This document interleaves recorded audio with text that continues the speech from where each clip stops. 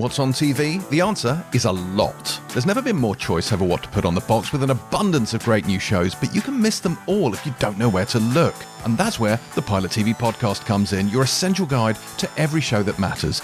Each week we sift through the very best in prestige TV to help you decide what's worth spending your time on and what isn't. So join me, James Dyer, as well as venerable TV critics Boyd Hilton and Kay Ribeiro, and let us help take the stress out of your downtime.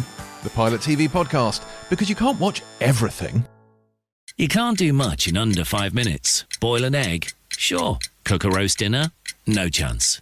But comparing car insurance prices with mustard.co.uk? Easy. See what you could save in just a few minutes. Click mustard.co.uk. Authorised and regulated by the Financial Conduct Authority. See website for details. It's game day, and this is the home of Scottish football. It's Clyde One Super Scoreboard.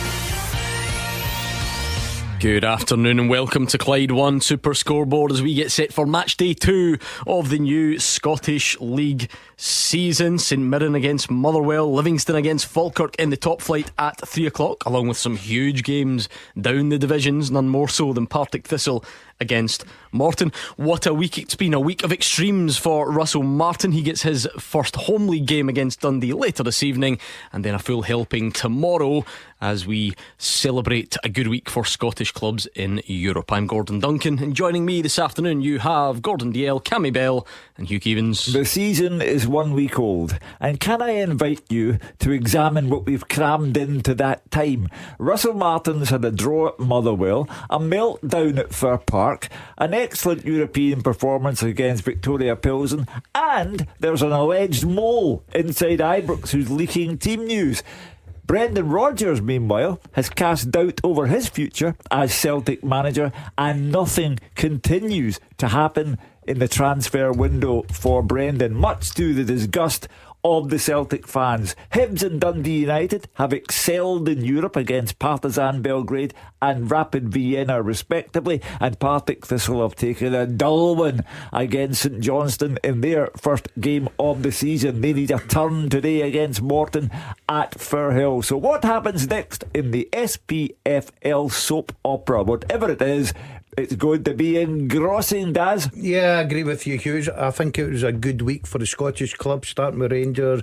Dundee United, what a fantastic result they got, and Hibs, firm favourites to go through. But it's all about the league campaign this weekend, Gordon. Some good fixtures there. Looking forward to Livingston, Falkirk, St Mirren, Motherwell, bit tasty as well. And then Rangers, firm favourites against Dundee after their performance the other night. And all the way down the leagues, we've got exciting fixtures.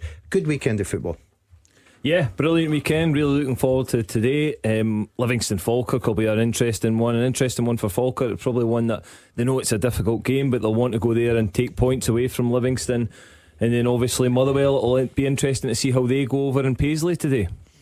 Let's get stuck in. You can stay in touch all afternoon on Twitter at Clyde SSB. We are here until 6 o'clock. Of course, once the 3 o'clock games are done, we will open the phones to you as well. We've got games to look forward to tomorrow. We've got a big game at Ibrox this evening I should say, and lots to look back on from the week that's just passed as well. You wouldn't want to be anywhere else on a Saturday afternoon. We thank you in advance for your company. Let's start by going round the grounds. St Mirren against Motherwell looks like a cracker already. Fraser, Wishart. It certainly does, Gordon. Just looking around the ground, the 4 corner flags are wobbling. There's the wind blowing the trees outside the ground as well, so it's very blustery here, and I hope that doesn't ruin the game, because as you guys have been talking about, it looks like it's going to be a cracker today. Both teams had good starts to the season, winning the group stages of the League Cup, good performances against the Old Club last weekend. Well, of course, grabbed that deserved point against Rangers, but St Mirren were disappointed, nothing to show for their good performance at Celtic Park, undone by that Luke McCowan late goal. But they'll take in confidence of the fact they were competing so well against the champions. But today, different game for both. Sometimes you know what you're getting, you've got to be up for it. Games against the Old Firm, they're going to have plenty of the ball, but today both will be looking to win, and I expect both to be in the running for a top 6 place, so it's an important game for both of them. Stephen Robinson knows his side don't have a great recent record against Motherwell. Remarkably, Fir Park side have only lost 1 of the last 10 visits here in Paisley, and today of course they won't be able to just sit back St Mirren and soak up the pressure. The home fans expect them to do a bit more in attack, but whilst we know how St Mirren will play, high energy, pressing, get the ball forward, use the pace in behind, new Motherwell manager Jens Bertelascu is looking to change his team style. Last week they were more building from the back, which will take a bit of time to gel. But today they'll face a completely different challenge than they've faced this season. The players won't get a lot of time on the ball, and as I said earlier, the blustery wind around here will really, I think it will no doubt have an effect on the game. But St Mirren boosted by return of Keanu Bacchus. He starts today after a year down in England. The squad beginning to take shape, really strong in midfield. Motherwell looks settled as well, although today without Liam Gordon they're going with two right backs, Stephen O'Donnell, Paul McGinn. I know they've played centre back, but both made their names as right backs, and they're in the middle of the defence today, so interesting to see how they cope with St Mirren's physicality. It should be a really interesting game and plenty of action, I think, around this 90 minutes. Looking at the team, just one change from St Mirren from that game against Celtic last week. King drops to the bench, and in comes Freckleton for his league debut. Shamal George in goal, Marcus Fraser, Alex Gogic and Miguel Freckleton at the back. Jaden Richardson, Killian Phillips, Keanu Bacchus, Mark O'Hara and Declan John across the middle, with Mikael Mandron and Roland Idowu as the striker. Substitutes Ryan Mullen, Scott Tanzer, Richard King, Conor McMenamin, Jonah Ayunga, Jaimaro Calvin, Ola Tomise Sobowale, Fraser Taylor and Evan Mooney. And for Motherwell, they've made two changes. Liam Gordon said is out, and then comes Stephen O'Donnell, but Stamatolopoulos, their main striker, he drops to the bench, and in comes Ibrahim Saeed. They go with Callum Ward in goals, Johnny Katrumbis, Stephen O'Donnell, Paul McGinn and Emmanuel Longello at the back. Two in midfield, Lucas Fadinga and Elliot Watt. Ahead of them, Tawanda Maswanisi, Callum Slattery and Elijah Just, with Ibrahim Saeed as the lone striker. The subs for Motherwell: Ashton Oxborough, Kofi Balmer, Tom Sparrow, Apostolos Stamatolopoulos, Andrew Halliday, Ewan Wilson, Luca Ross, Campbell Forrest and Jay Gillis. The referee today is Ross Hardy, and in the VAR box is experienced Greg Aiken. So fascinated by this fixture, Fraser, because if we start with the visitors, they got so much praise, and deservedly so, for the second half performance against Rangers last week. But in many ways this is a proper potentially reality check, isn't it? I mean, St Mirren away, it's just one of the hardest fixtures you can have. It's one thing when Rangers come at you and then you're allowed to play your nice expansive football round about them and break that press. It'll be an entirely different challenge against St Mirren today. Oh, totally. I said earlier, I don't think they'll get time on the ball, Gordon, today. It's just a different challenge, and Jens Bertelascu still learning about Scottish football. He won't know too much about St Mirren. He won't have been here before. The pitch is looking brilliant, so if they're going to pass it, then of course they'll have the pitch to do it. But we know the way St Mirren play. They're really good, they're well organised, they haven't changed their system, their style, their formation for years and years and years. So we know what we're going to get from St Mirren, and they will be at them right from the word go. And that's what I'm saying about O'Donnell and McGinn in the middle of defence. They'll face a lot of crosses, a lot of balls in the box, a lot of balls in behind as well. The physicality of Mandron, but like Bacchus and Phillips and O'Hara charging forward from the midfield. So it's just a fascinating way of Scottish football. They have a big game last week when not much is expected of them, but they played really well. I think today the Motherwell fans will be looking to see, right, what is our team all about? Where are we going to be towards the end of the season? Are we going to be challenging St Mirren and Dundee United and the likes of that for the sixth place, or are we going to be near the bottom? So we're really fascinating to see how these two completely contrasting styles of football and formations play against each other. And as you say, maybe a reminder of the work that is still to be done. Paul McGinn and Stephen O'Donnell, both right backs at a push, maybe have been playing in a back three, but to be the centre back pairing in a back four is quite something.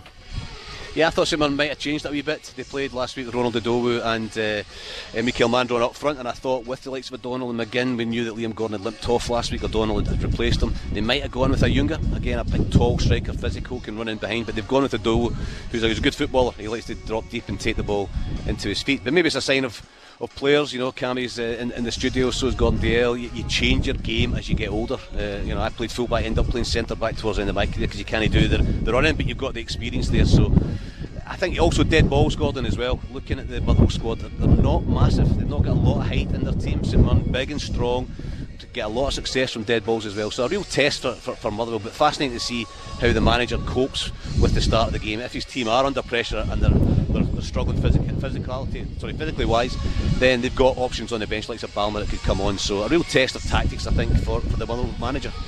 And what Stephen O'Donnell, I was going to say, Stephen Robinson's always had to do, Fraser, he's almost cracked it with these size of clubs. You saw the success he had at Motherwell, funnily enough, repeating it now at St Mirren. You always have to do a bit of a rebuild or replace good players, and I wondered during the summer if it could be difficult to go again. Caelan Boyd-Munce was very good and he leaves, but getting Keanu Bacchus back in, he starts the match today, looks like a shrewd signing. There are no guarantees obviously, but you almost know what you're getting.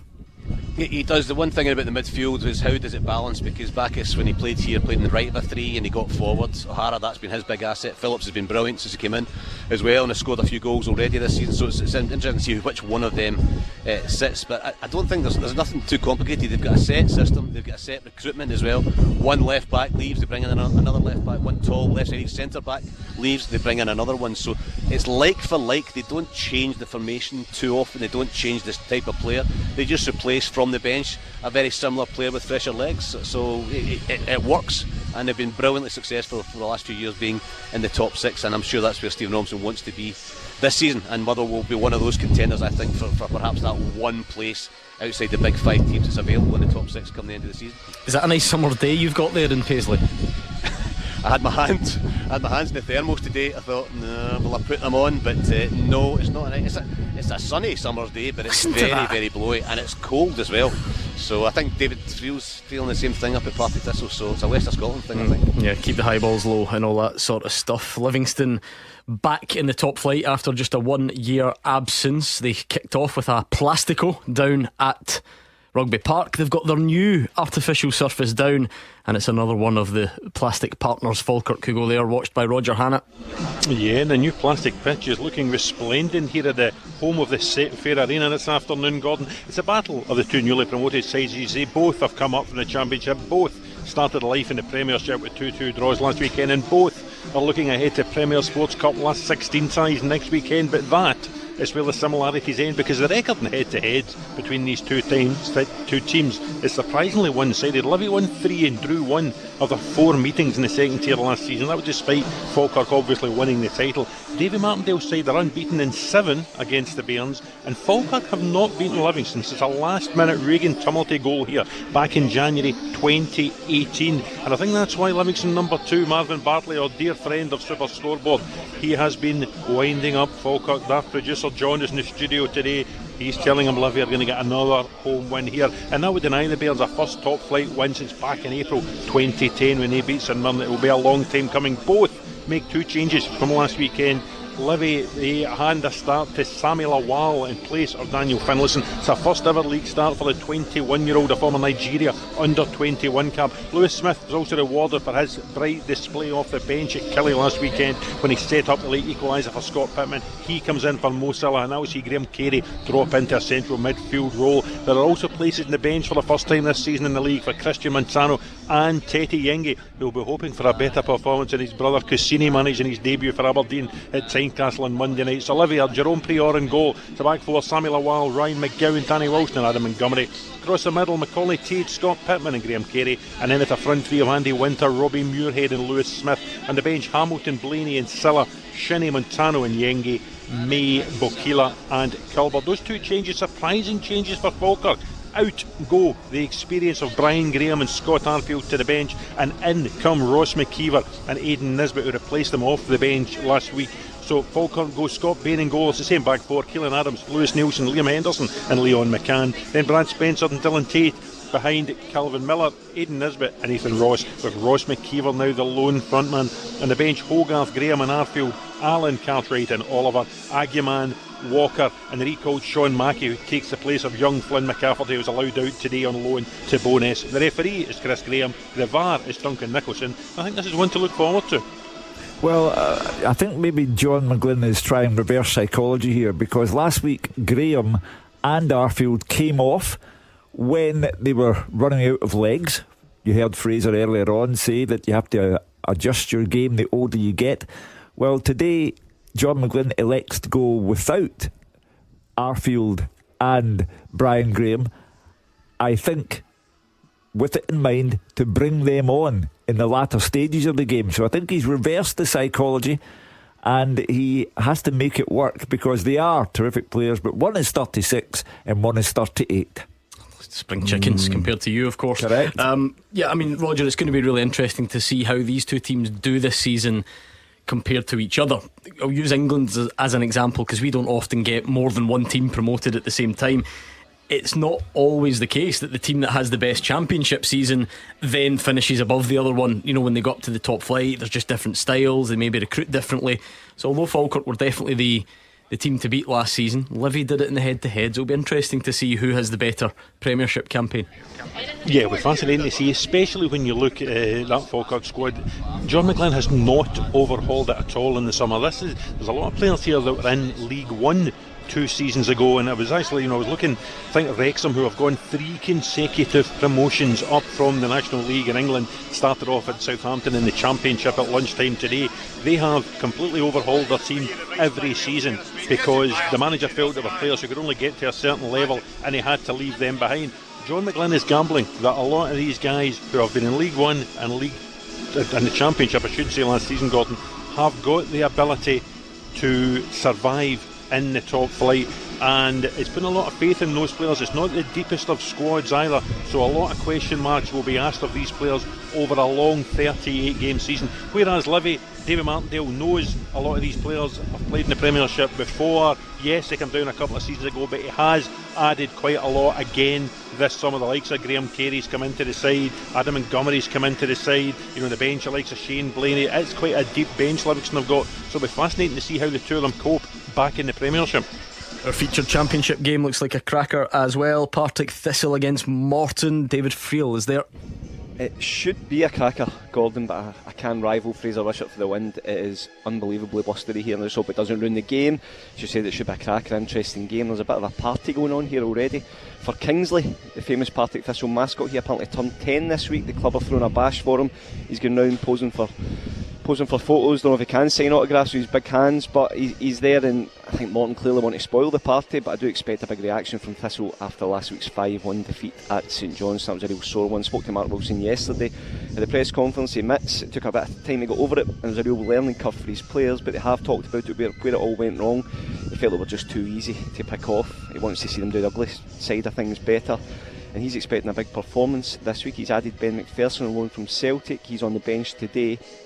I think Mark will feel that the players are kind of due him a performance and the fans a performance after such a heavy defeat. As for Morton, they drew 0-0 with Dunfermline last week. Will come here with a fair bit of confidence still, with a decent start to the season in the League Cup group phase. They missed that game for family reasons, but he's at Firhill today. It's great to see him back. We also wish Dougie and his family all the best. Eamon Brophy starts up front for Morton today. They haven't actually won here since 2022, but I think they do feel they can hurt Thistle with the attacking talent they've got. Thistle have made 2 changes from the defeat at St Johnstone. Josh Clark, the goalkeeper on loan from Celtic, comes in for Lewis Budanaukis. Ben Stanley also comes in for Soanello Let's Sosa in midfield. Morton's 3 changes: Cammy Blues, Ali Crawford and Brophy, and for Kerr Robertson, Owen Moffat and Michael O'Halloran. I'll just run through the teams for you. It's Josh Clark in goals for Thistle, Cammy Logan, Lee Ashcroft, Dan O'Reilly and Paddy Redding at the back. Luke Macbeth and Robbie Crawford will anchor the midfield, with Logan Chalmers, Ben Stanley, Aidan Fitzpatrick in behind Tony Watt. Subs for Thistle are Budanaukis, Lawless, Mackenzie, McPherson, Horn, Falconer and Let's Sosa. As for Morton, Jimmy Storer in goals. He's getting rave reviews. Very, very talented young keeper. Cammy Ballantyne, Chris Moore, Jackson Longridge, Zach Delaney at the back. Keane Taylor, Ian Wilson, Cammy Blues, Ali Crawford in midfield, with Tommy Adaloy and Eamon Brophy in attack. Subs for Morton are Murdoch, Corr, Hart, Moffat, Mackay, Garrity, Robertson and O'Halloran, and the referee at Firhill is Callum Scott.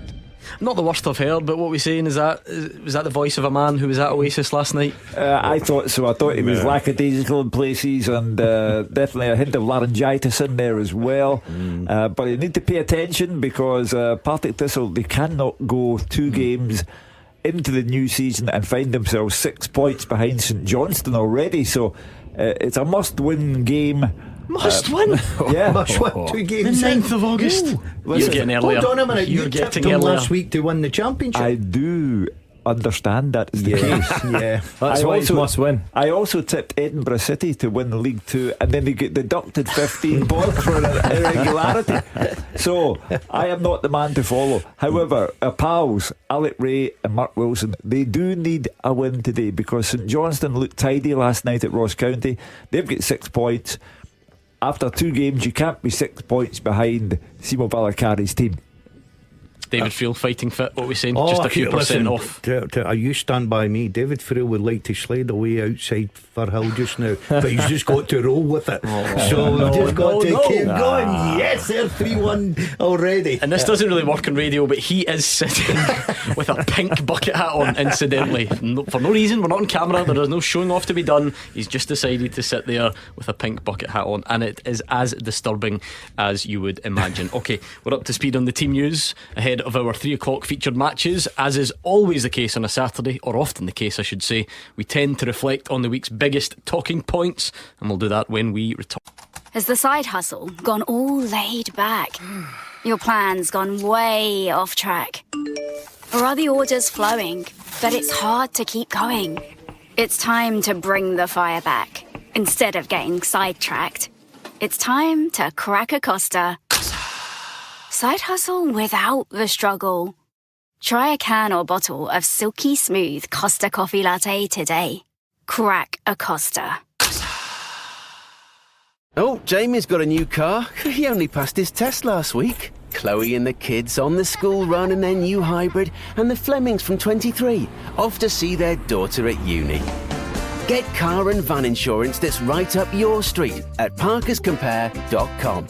Created by the experts at Parkers, we're 100% independent and dedicated to helping you find the right insurance policy.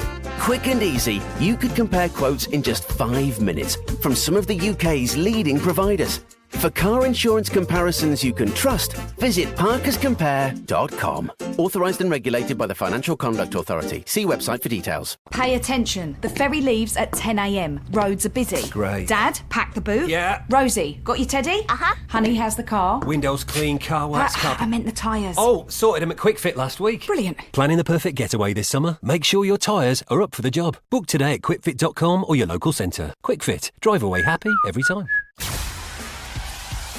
The winning team all season long. This is Clyde One Super Scoreboard. Hugh Keevins, Cammy Bell and Gordon Dalziel are in the studio. We've got the top team round the grounds. They have already delivered you the team news ahead of St Mirren Motherwell, Livy Falkirk and Partick Thistle against Morton. Let's take a look back at some of the biggest talking points. Let's go Scottish clubs in Europe. Start with a little bit of positivity for once, rather than barneying every Saturday afternoon. What a week it was, Roger Hannah. Absolutely sensational, Gordon.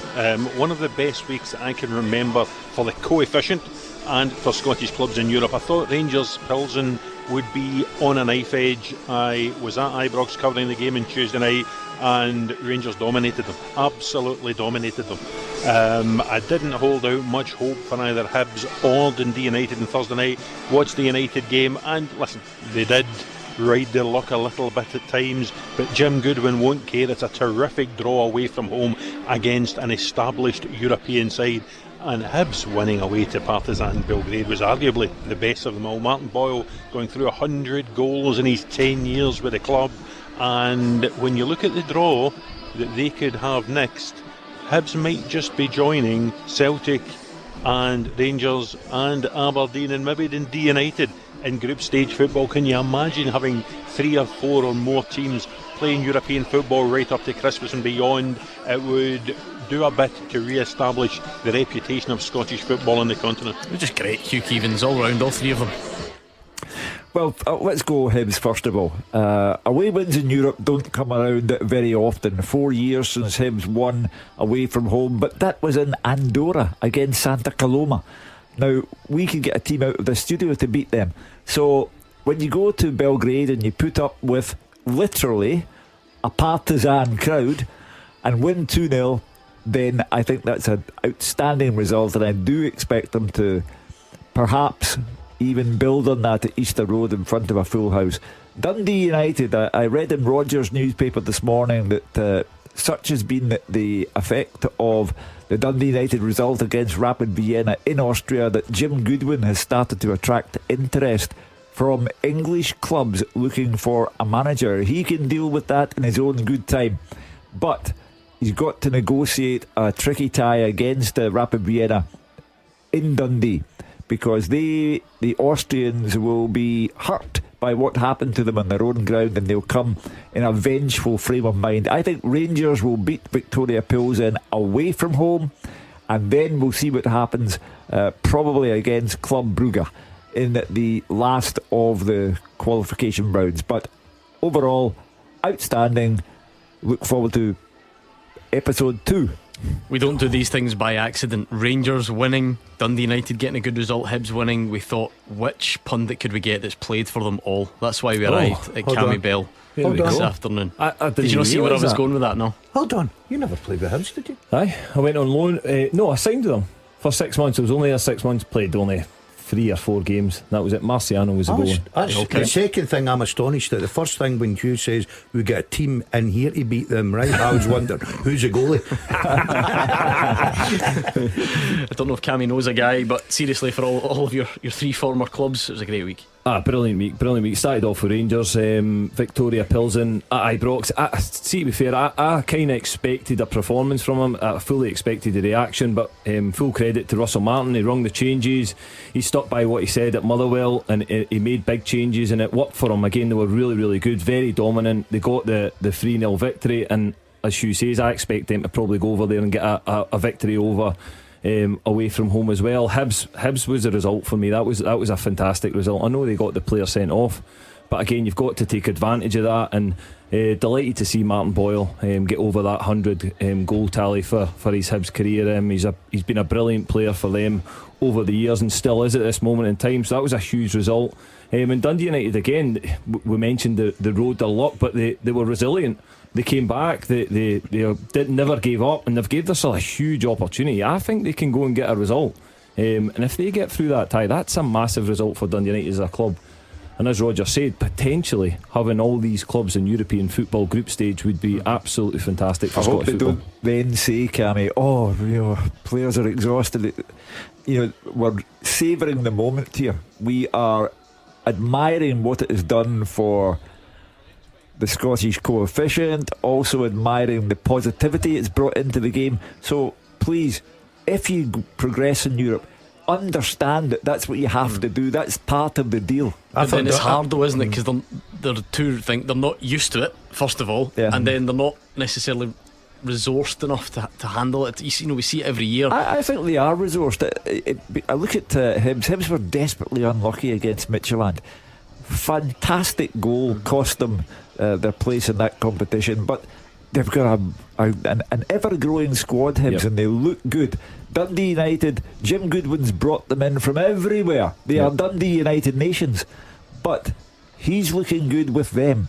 And Rangers, again, 9 signings have been made under Russell Martin, and they're looking the part. So we've got positivity. Hold on to it. I thought Dundee United's was the best result of the week. Did you? Yeah, I thought Rangers were very comfortable. Performance was very good indeed. And yes, when you've got Boyle and Bowie up front just now, I think they're forming a good partnership with Hibs. But Dundee United away from home, difficult one. Nobody's seen that coming.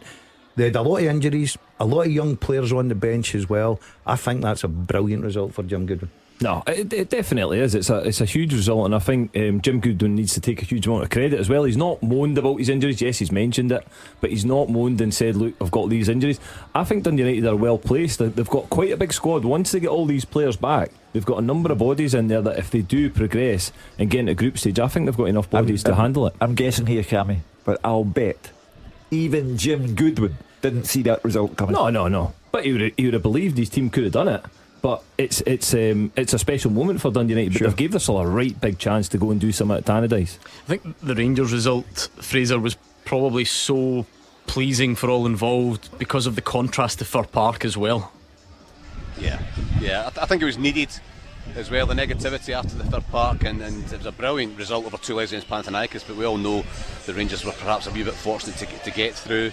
The style of play wasn't quite working, the players looked nervy, looked tentative, but I think they looked better balanced on Tuesday night against Plitzen. I think playing Aarons on the right hand side and Jeffrey on the left gave a better balance. Whether it's Aarons or Tavernier is going to be a debate, but just having a left back there as well. I think Lyle Cameron coming in, because Raskin, Diomande and Rothwell, none of them are really that style of player who are comfortable going ahead of the game too much, and I always expected either Diamandi or Raskin to maybe step out. And I thought Leo Cameron just brought an energy, and he thinks forward all the time. People are saying, why did they sign Leo Cameron?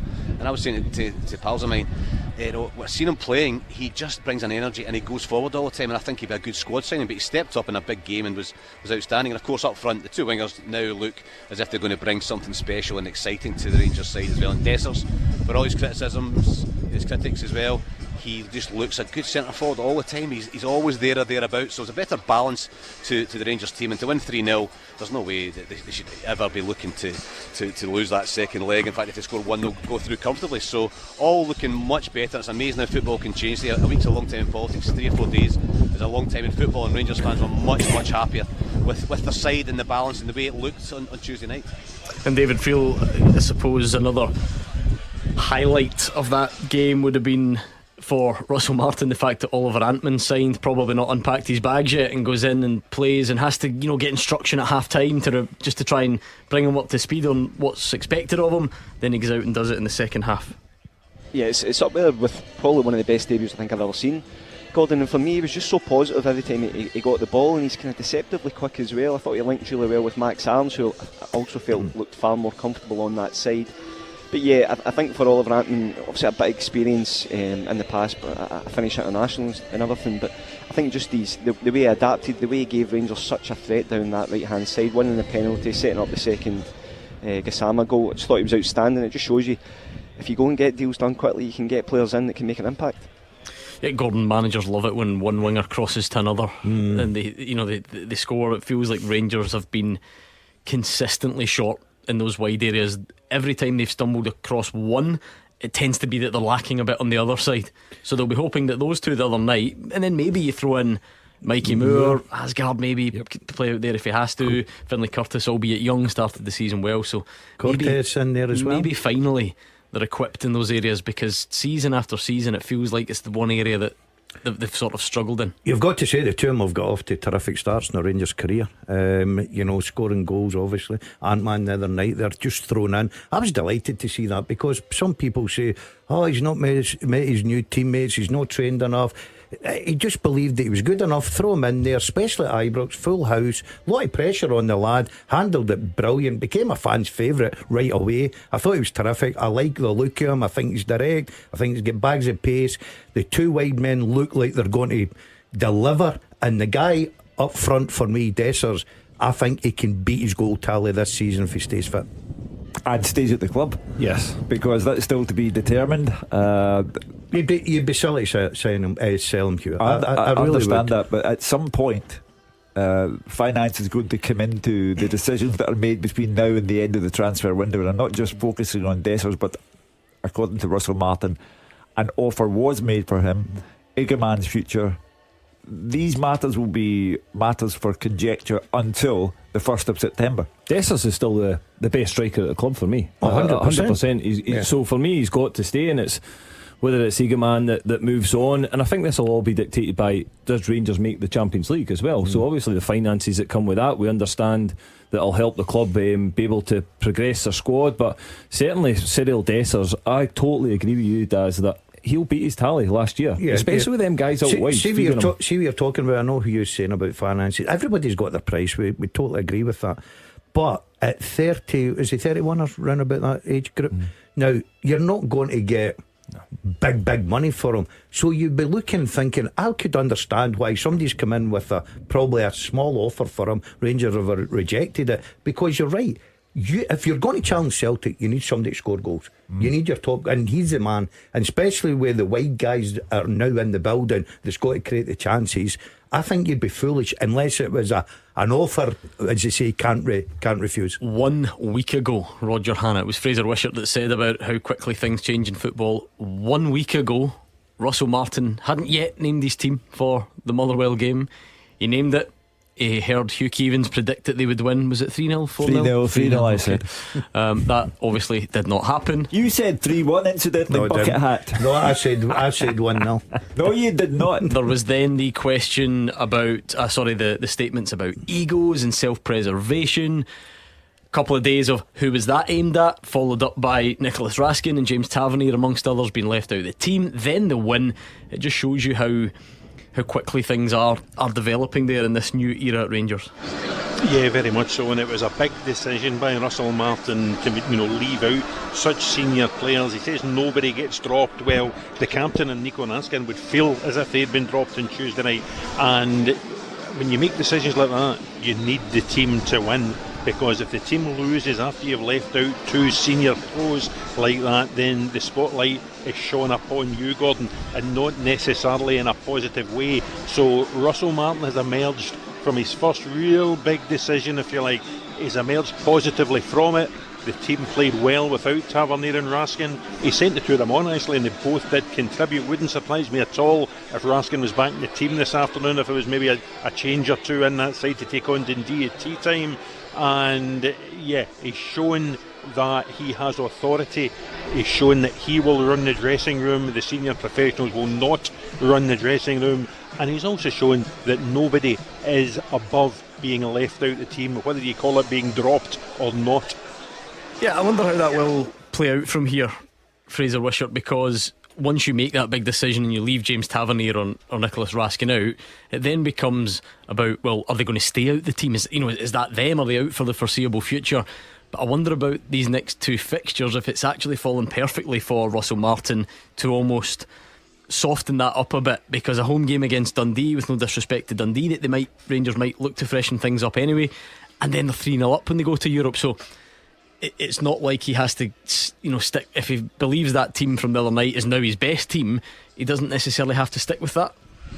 No, I mean, I think that you spoke earlier about Dundee United and Hibs. Have they got the squads to compete in Europe and play the weekends? You have to have that. You have to be able to rotate. Now, he might not might not call rotation or being dropped or whatever else. The players were dropped during the week because that was a big game. You pick your strongest team, but today he does have the opportunity maybe to bring James Tavernier back in and give Max Aarons, if he's going to play in midweek against Blitzen, then give him a rest, and maybe give Diamandi a rest and bring in Raskin as well. So.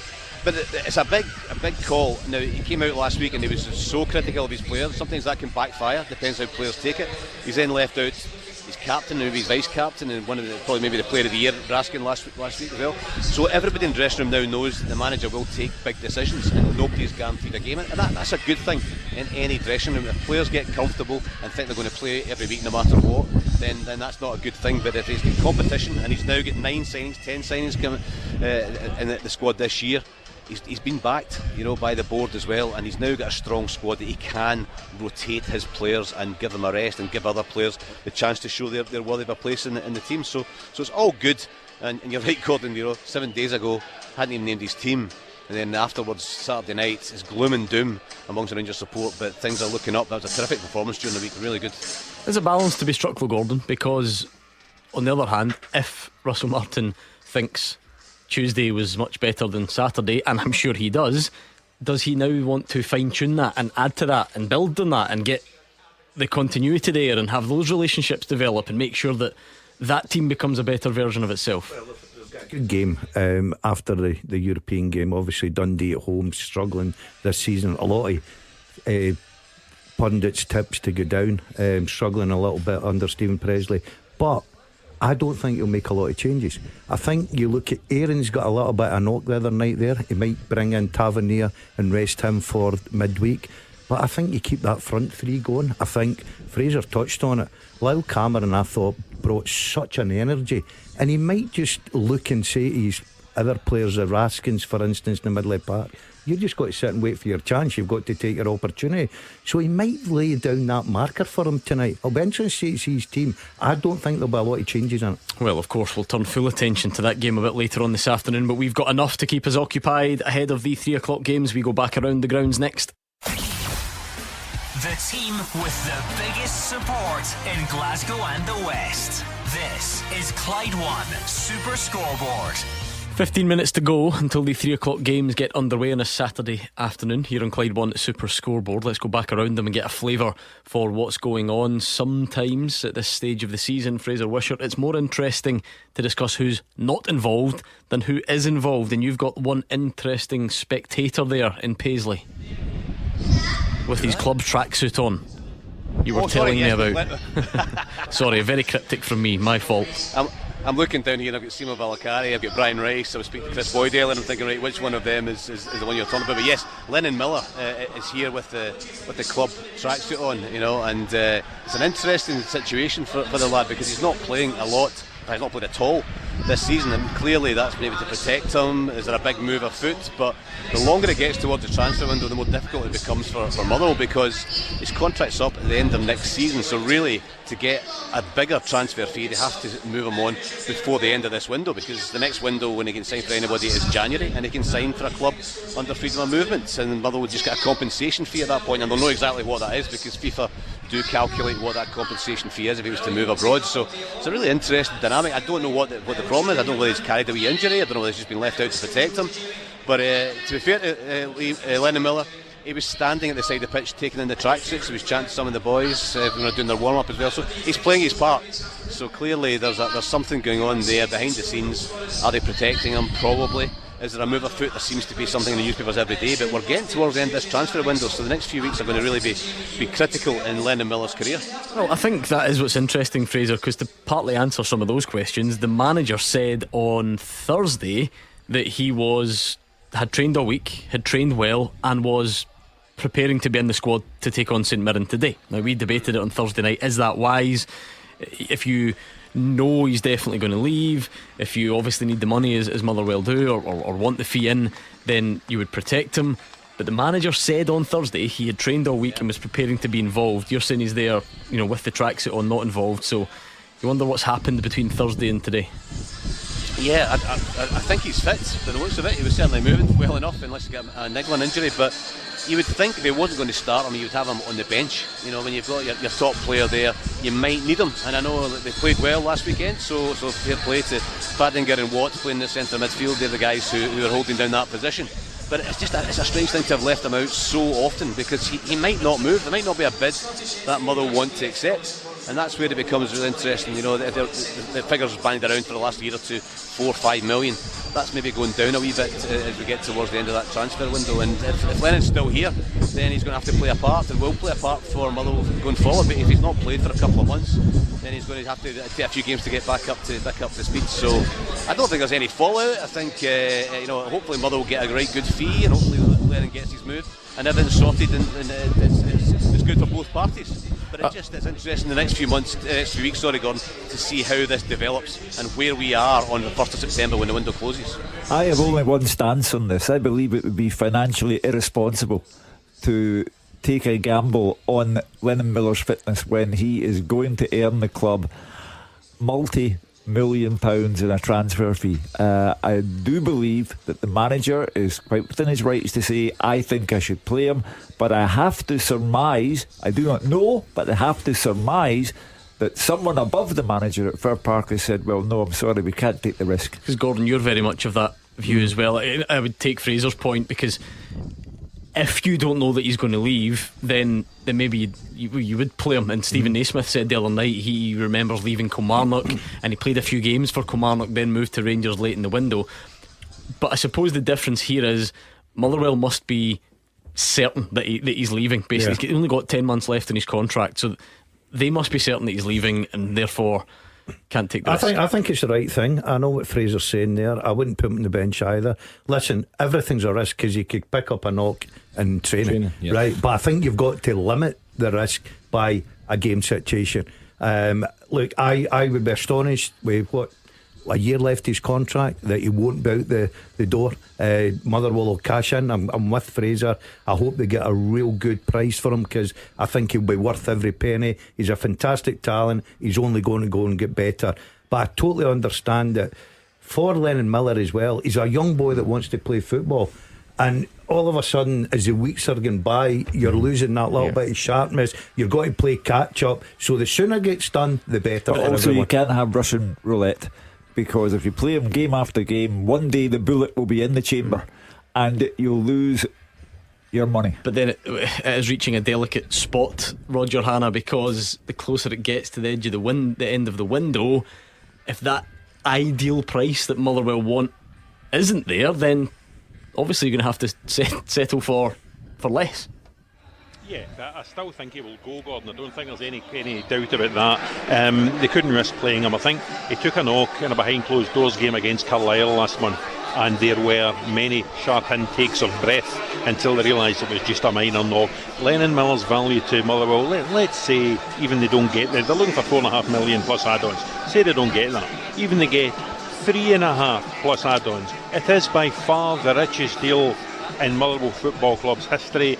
It will allow Motherwell to do many things on the pitch and off the pitch. It will be transformational for the finances at Motherwell, and there is nothing Lennon Miller could do on a football pitch in the next 4 weeks for Motherwell that would go anywhere near that. So they're going to wrap him in cotton wool. A deal will be done. I would imagine he would go to Serie A, possibly Bologna, possibly Udinese, probably for something around about £4 million. But I think Motherwell are very sensible. Any manager, it's not just Jens Bertalascu, any manager would want Lennon Miller on their team. But I think common sense has had to prevail. I am assuming the chairman, Kirk McMillan, has intervened, or someone on the board has intervened to say, I'm afraid Lennon's too valuable to the club, we cannot risk him, he will not play until he's sold. What about your own game then? A couple of big decisions involving players at the other end of their career. Scott Arfield and Brian Graham amongst the highest profile Falkirk players John McGlynn has at his disposal. They started last week, they're both left out today, Roger. Yeah, and listen, I think David Martindale will probably be quite content with that, given the success that Livy had against Falkirk last season in the 4 games. Scott Arfield has had a knack of coming here with Rangers in the past and doing extremely well. I think Brian Graham had a decent record as well for Partick Thistle against Livingston last season, so I'm quite sure David Martindale and Marvin Bartley won't be crying any tears to see Arfield and Graham listed among the substitutes. But Hugh's maybe right. John McGlynn's maybe looking at them as finishers rather than starters. If the game is on a knife edge in the final quarter, get the two of them on, because they do provide a goal threat, Gordon. Finishers. The game's gone, honestly. Finishers. Who sent Mikel Arteta to the Livingston Set Fair Arena, or whatever it's called? Finishers. That's honestly a good one, I like that. Oh, that was a do me finisher. Favour. The big question though involving David Friel's match, Partick Thistle Morton. Come on, it's what everyone's been waiting on. Where do your loyalties lie? Wilson or Davis? Come on. Two of your best pals in the whole world. I hope the two of them lose. So I can phone them tonight at 7 o'clock. Or are you going to do what you quite predictably could do and sit in the fence? Just celebrate whichever one wins. Claim that's the one you wanted to win in the first place. And just drop the other one like a hot potato. I think that'll be a very good game today at Firhill. By the way, it's a little bit of pressure, isn't it? You know, Partick sitting there, no points. Hugh's called it must win. No, I don't know if it's a must win, but it would come under a little bit of pressure. Spoke to Mark the other day, spoke to Billy last night, wished them both all the very best. Got their team. Who did you news, phone first? And then I passed them over.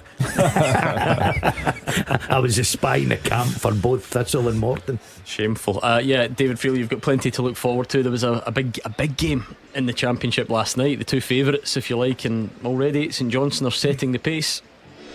Yeah, they are.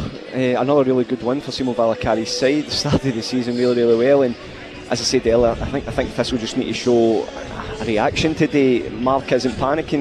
When I spoke to him yesterday, he was very calm about the whole thing. But I think it's interesting. He's only made 2 changes, but one of his changes is in goal. Josh Clark, who's signed on loan from Celtic for the season, the goalkeeper, is starting in goals. And I don't think going through the season that's an area you really want to chop and change. So I would imagine if Josh Clark comes in and does okay, then he'll keep the gloves. Obviously Lewis Budanowskis lost 5 goals. I don't think it was just a direct result. I think Mark just wants to have a look at Josh Clark, but it's an interesting one that after such a heavy defeat you do change your goalkeeper.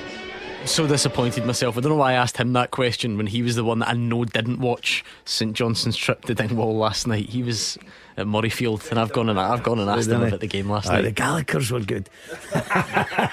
Uche Piazzu, they ain't. Anyway, I think we can leave it there because we are nearly set. It is a few minutes away. Match day 2 of the new Scottish League season, and kick-offs are coming next. Scottish football's league leader.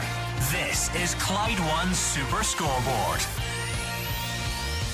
Hugh Keevins, Cammy Bell and Gordon Dalziel are strapped in for the second weekend of the new league season. We've got fantastic fixtures to look forward to, so let's get straight into your predictions. You started really poorly last week, but that's good. It leaves you room to improve as the season goes on. We have 3 featured matches for you today. What are you giving me? I give you this assurance. I started poorly, I'll be poor in the middle, and I'll finish poorly. But I will give you my very best shot today. All home wins. St Mirren to beat Motherwell, Livy to beat Falkirk, Partick Thistle to beat Morton, and Rangers to beat Dundee. Livy, Falkirk draw, St Mirren win, and Rangers win.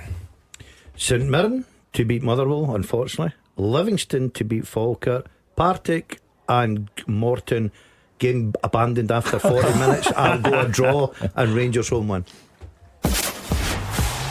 Clyde One Super Scoreboard Goal Flashes with M&D Green Pharmacy.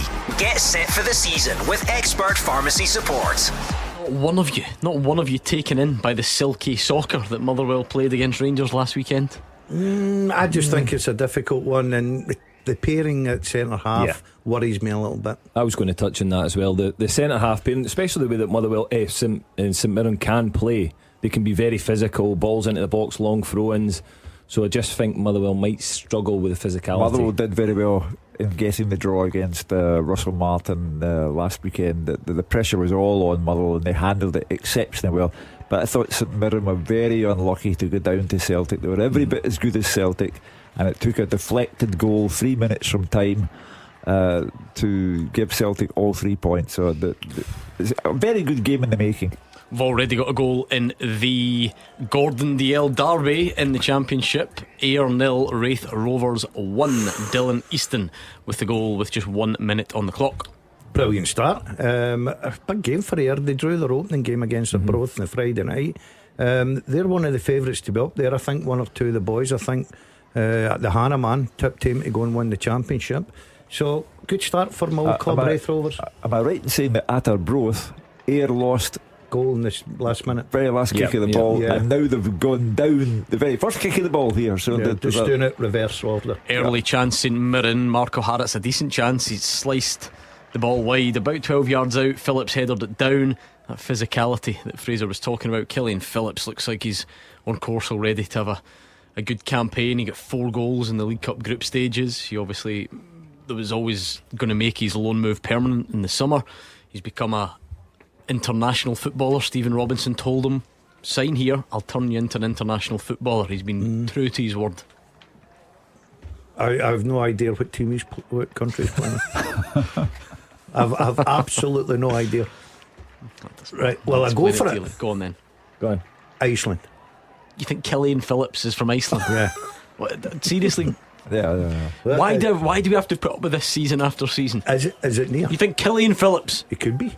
It's from Iceland. I don't know. Come on. Do you know anybody called Phillips in Iceland? Finland. Why are you doing? That's worse. How's it? Think closer to home. Wales. Irish. He's Irish. Oh, but the Welsh part of Ireland. Why did you head over there? I just thought that Finland, Iceland. Yeah, that's outrageous. Anyway, funnily enough, see if you hear him speak, you will be no doubt he is the most Irish sounding Irishman I have ever heard. Is the thickest Dublin accent. He actually was born and spent a few years in San Diego of all places.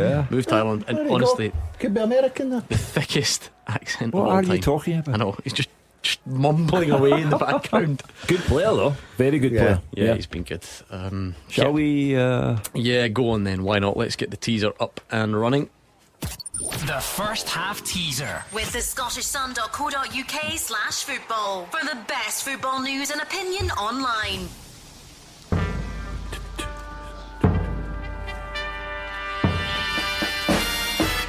It may have escaped your notice, but Oasis are in Scotland this weekend.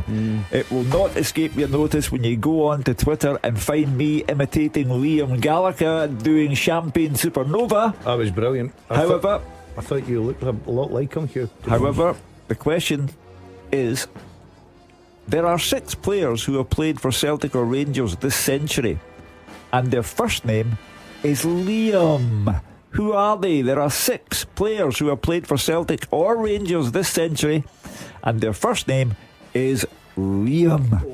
I think that's generous. I think that's very doable, which means speed is going to be the most important thing here. So thinking caps on, at Clyde SSB, send us a tweet with as many correct answers as you can. Of course, to win it, you have to get them all Correct, and you have to do it faster than everyone else. So let's get going at Clyde SSB. Are you going to keep that pink bucket hat on for the entire show? Yeah, I'm getting in the swing of things. I'm a bit disappointed now that Friel's been. I think Wilson's going tonight. You've got FOMO, don't you? I fancy that. It's not your scene. No, think so. You like to sit down for a start. Right, surely there's seats available. I'm not standing at a concert. Absolute no chance. No. I went to Robbie Williams and actually changed my ticket to sit in the gods because who sits down at an Oasis concert? It's not happening. Me. No, I think this would be wasted on you, this entire experience. You think so? Yeah. The only place you'll get a seat is Waverley train station. Yeah. And the only thing that put me off is trying to get home. I hate that. See the fact that Too busy, mate. This is what I mean. You don't like going out. No. You don't like standing up. No. You don't really like people. So why on earth would you say you want to go? Because I just think it's just stick iTunes on. You know, I just think it'd be a good experience. Just to, I would probably go for 2 or 3 songs and then leave. You would as well, wouldn't you? Just so you could say he's been there, innit? Yeah. It's that old one. I was there. Mate, I was there. I'm famous for it. I went to my only Scotland and England rugby game at Murrayfield and left after 10 minutes. They don't play their major songs until the encore. But now you would you'd go for the selfie to let everybody know you've been there, and then you would leave. Well, the Gallagher, they're big Man City fans. They'll probably get backstage. No, probably not. Pull up rank. You know what I mean? I read the set Next list. Man City play. I read the set list this morning. All the major ones, Wonderwall, all the rest, but they're all in the encore part of the show. So you'd be home by that time. Slide Away is my favourite one. Well, everyone's jumping on it. We've obviously had a theme to the first half teaser. Did you see Motherwell's tifo at Paisley today? No, what's it say? How many special people change? So famous Oasis lyric. And then a picture of Liam Gallagher, and it says Mandron, Robinson, O'Hara.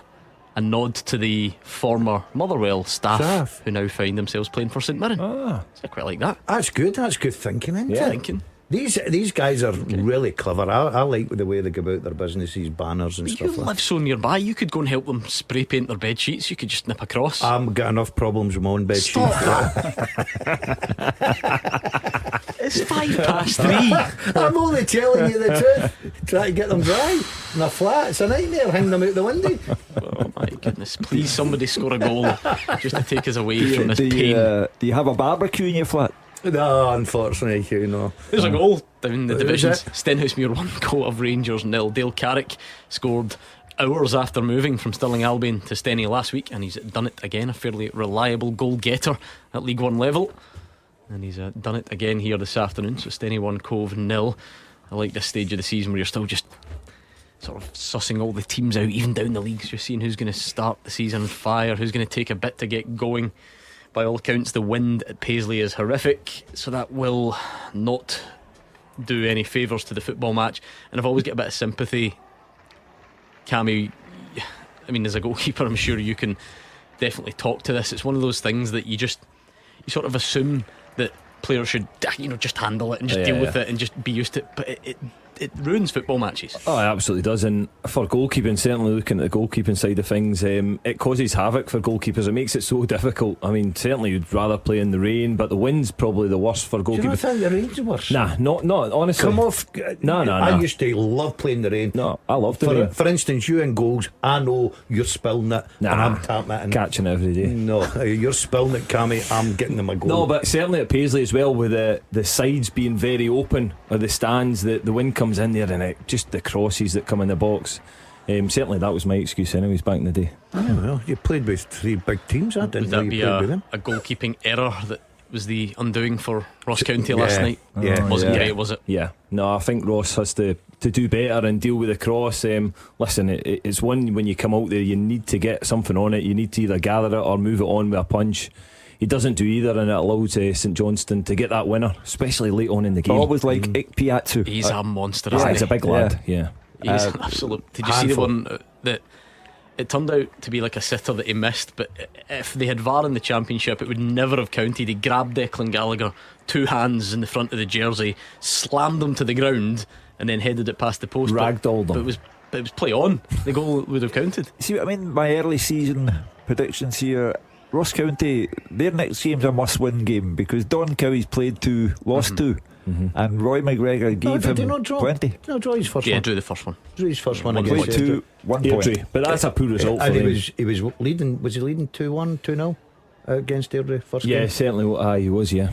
Motherwell have started brightly despite the wind. Plenty of possession, playing positively. Gordon, there's no doubt this style is certainly easier in the eye and it's going to be stuck to. Oh, the fans are loving it. In fact, with a caller the other night there, it absolutely destroyed Big Marv by saying that this is the best 3 midfield players in Scottish football, including Celtic and Rangers. Yeah, I love a bit of Big claret. Marv didn't I love take claret to- and amber positivity, but even I just couldn't quite go that yet. Give me a couple of months. We had somebody last night who said that Alec Gogic was worth 7 million. Oh yeah. Did he give a fee? 7 million, he said. No. Did he? 7 million. I knew he said they should sign for Celtic or Rangers, but I don't remember the fee. £7 million, he said. Motherwell are going to get better as well. You need to remember, we speak about Rangers in this new style, but this is a new style for these players. So over the weeks they're going to get better. They'll get a better understanding what the manager's demanding. And listen, there was certainly periods in the Rangers game that they were good. They were nice on the eye and they were good. Because that was something that was really worth mentioning from last week, was all the talk about Rangers' new style not working. Motherwell have got a new manager. In fact, their pre-season was even more chaotic, probably because they didn't expect to change managers. And I think, I'll double check, I think in terms of starting 11, did Motherwell have more new players in than Rangers did? Yeah. And again, when we seen Rangers get their first goal, Paul McGinn plays a bad pass. It's passing out from the back. It's something new to these players, especially defenders. I think when they're not used to playing out under so much pressure, that they've got to get used to it. They've got to give them time, and I do think they'll get better. I think you almost have to rewire your brain a bit, Gordon, when it is, because I've never been one that thinks you have to pass. It doesn't really bother me, but now that I'm thinking about it more, because there's a personal vested interest here, is I kept hearing people last week saying in the first half about how often Motherwell gave the ball away. Now listen, I'm sure they did, but what nobody does, see if you kick the ball long and you boot it up the pitch and the defence of the other team picks it up, no one counts that as giving the ball away. Do you know what I mean? They don't do that. No one sits and says that's an example of giving the ball away. But of course, when you do it riskier, you maybe pass it into midfield. Everyone then gets all heated up about, like I say, giving up possession. And I just think everyone's still trying to maybe get used to it. I like the way he's going about his business. Yeah, there are some teething problems. You look at Rangers' goal last week, it came from McGinn just kicking the ball right out of the park, giving Rangers a corner. Tavernier back post heads in, but they still wanted to play. I think in this system you've got to be brave. I like it because I'm not saying, listen, Motherwell have good midfield players. They like to take the ball and can play. So what is the point of just playing it up and letting St Mirren, for instance, the defenders, the height they've got, just head it away and get possession, play through the lines, as I say. I think the manager's now demanding that, and I think the players are buying into it. And the thing is, Cammy, it doesn't give guarantees. Teams, Livy 2 seasons ago, played direct and got relegated. Just because, yes, it can be risky and yes, it might not work, doesn't mean that the alternative would necessarily be any better. You'll never be able to know that. No, again, the manager's got a philosophy and a style. So again, they'll be working on this day in, day out in training. So that's why I'm saying they'll get better. I remember doing it under Mixu Pat Linen when he came to Kilmarnock. I think it was probably 2011, and he brought this style in. I wasn't allowed to kick the ball over the half wheel, and he demanded it. And again, we didn't have the beauty that the goalies have got now, that the defenders can stand right next to them in the box. I had to pass it out the box, and there was a lot of times that teams were setting traps for us and waiting for us because they knew the way that we played. But eventually I can remember it clicked at Tynecastle and we ended up winning 3-0, and we had a decent season that season, but it took a long period to certainly get going and for everyone to understand it. Yep. How time flies, Cammy, eh? Mental. You've no age well. I've got to say, according to them, I'm not happy with that. Did you see that? Yes. Well, I'll tell you what, the only person that I beat was Hugh. What is this? You two have been involved in some sort of footballers' wives video on our social media channels or something along those lines. So Hugh started off. Now he's got to get skipped right away, innit? He's not lasting one chapter. Up came the Dazzler next, and then it was Brian Graham actually. He came in. So was Big Brian, and then it was me, and then Scotty and Marvin. I tell you what, you're not as good looking as we Scotty. Not a chance. Scotty's a lot younger than me. You're not I'm touching 40 they here. girls, obviously you must have knew. And there's I something think they you mentioned that Scotty was too young. It's a for video them. that's gone up on our social media channels. I would say just watch it and ignore the commentary from these two anyway. We're still waiting on our first goal. Livy have been forced into a change though at the back. Danny Wilson off injured. Shane Blaney from Motherwell in the summer, he has come on, so a bit of a blow early on. That is a blow. Livy. Danny Wilson's a good player and he's a real threat at corner kicks. But my good friend Blaney's on the pitch. Delighted that he's got a good move to Livingston. You terrorised him at the Motherwell Golf Day last year. Remember that? He was going to kill me as well, wasn't he? So he's a good golfer, but he just couldn't. It just wasn't quite happening, and he was snap hooking his drives. And we weren't even playing in the same group as him, but we were the group behind, and we would always get to the tee just as they were teeing off. And he's never even met him before, and he's terrorising him. And at one point, Shane Blaney just turned round and sort of pointed at him and said, "Don't." He had his club in his hand. Don't, he said. Oh, it was brilliant. Right, Hugh, I think we've got to the bottom of it, because Stephen messaged in to say old Hugh's still got his wits about him. I just listened to the podcast. Someone did say Gogic was worth 7 million. However, to shoot you both down, Gregor Faulkner's tweeted, and I think he's right, the 7 million shout was Martin Boyle.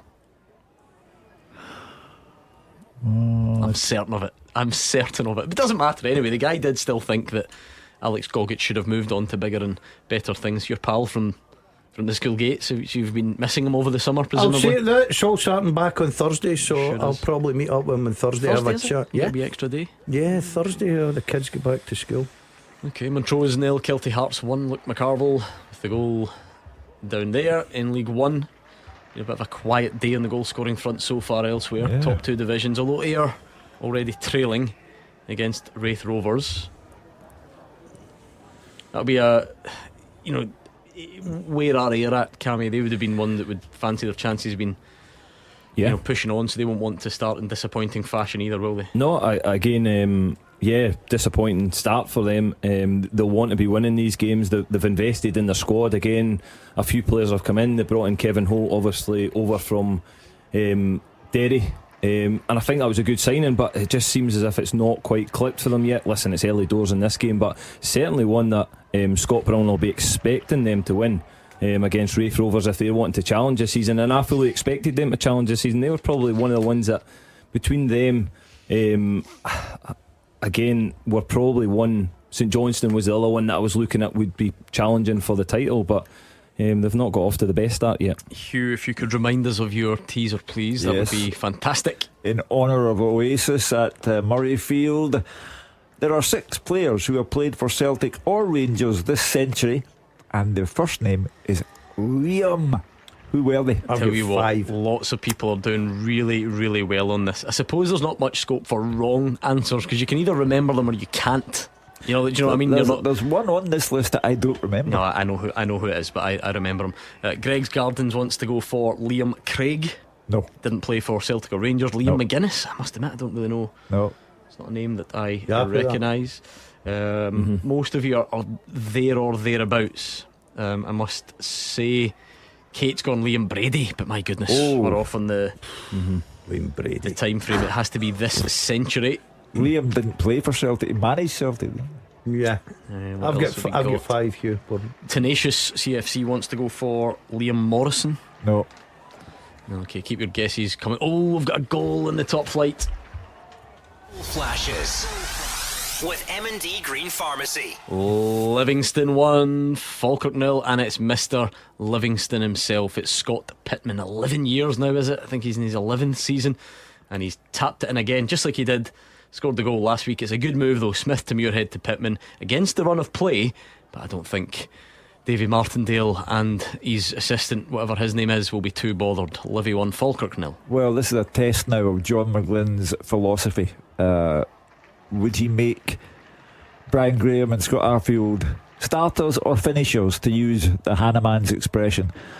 So now they really will have to be finishers, because he's a goal down, and he's going to have to take on the new pitch, the old sly fox that is Davy Martindale. Did you call him last week, Ian? Yeah, a foxy old man. A foxy old man, yes. He's a sly foxy old man.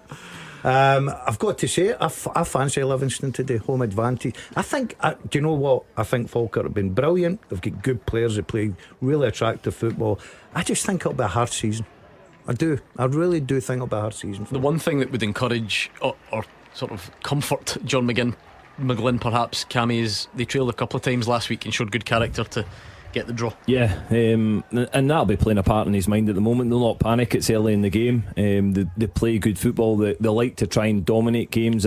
You said that you mentioned there it's against the run of play. That's probably no surprise to me, because I think Livingston are effective when they go forward and want to try and get that goal. They've got that early goal, so it'll be interesting to see the action from both teams, because Livingston now just want that second goal to try and kill this game off. Here's another one that I can sense the answer to this. Did you know he played for Falkirk as well? No. I played with a lot of teams. You don't know anything about your colleagues in here, do you? Don't really know how many. Were you a goalie? You wouldn't know that. I'll tell you what, there'll be people out there seriously, absolutely no chance Dalziel would see a goalie. As far as right, today's fixtures, right, we've already said how great it was to have him in the European conversation. Played Rangers, Dundee United and Hibs. For today's matches, he played for Falkirk, he played for Partick Thistle. He's got them all covered. Yeah, he's got them all covered off. How many frees have you had? A few. Did you get freed everywhere you went? A lot. A few payoffs on the way, Dazzler. That's how you've got the business you've got that I can't get booked into over the summer. Know your comments about the bed sheets. Did you try and book Cammy's he binned me, mate. I never binned me. I'll never glamping pods, that's what we call them, isn't it? Yes. Giving you a wee plug. Lovely. Business still going well? Yes, very busy during the summer. Obviously then, that's the difference. He's got paying customers. Why would they want to give you, of all people, a free night? No, I didn't ask for a free night, did I? No, I never. But would you charge me? No, I wouldn't charge you. you. That's good, then I'll have it next week. Shug, you want to come down with the Dazzler? I don't know what a glamping pod is. It's like a small house.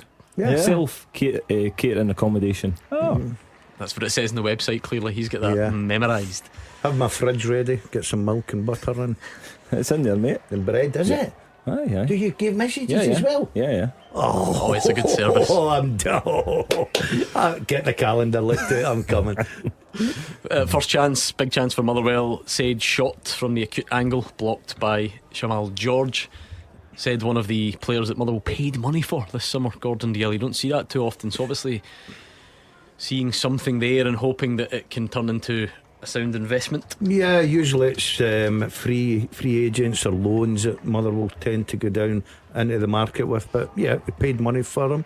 And I look at Motherwell's squad just now. It'll be a big season for Motherwell. I think Motherwell will do okay.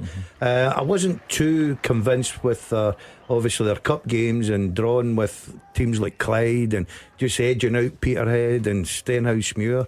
But I've got to say, they've got off to a good start and they look really, really good, Motherwell, on the eye. Now, there was a Morton penalty claim. Reading's barge on Adeloy. Callum Scott, the referee, not interested. Well, it sounds like Partick Thistle are under a bit of pressure early on here. Waved away. Wonder if Mark Wilson's protesting his innocence on the touchline. Still no goals to tell you about in that other game in Paisley. It's been a good game though. We said the wind is causing havoc, but Motherwell have stuck to their philosophy. They've moved it about quite well. I think the away fans will be happy enough with what they've seen. St Mirren maybe would be hoping to impose a bit more dominance on it.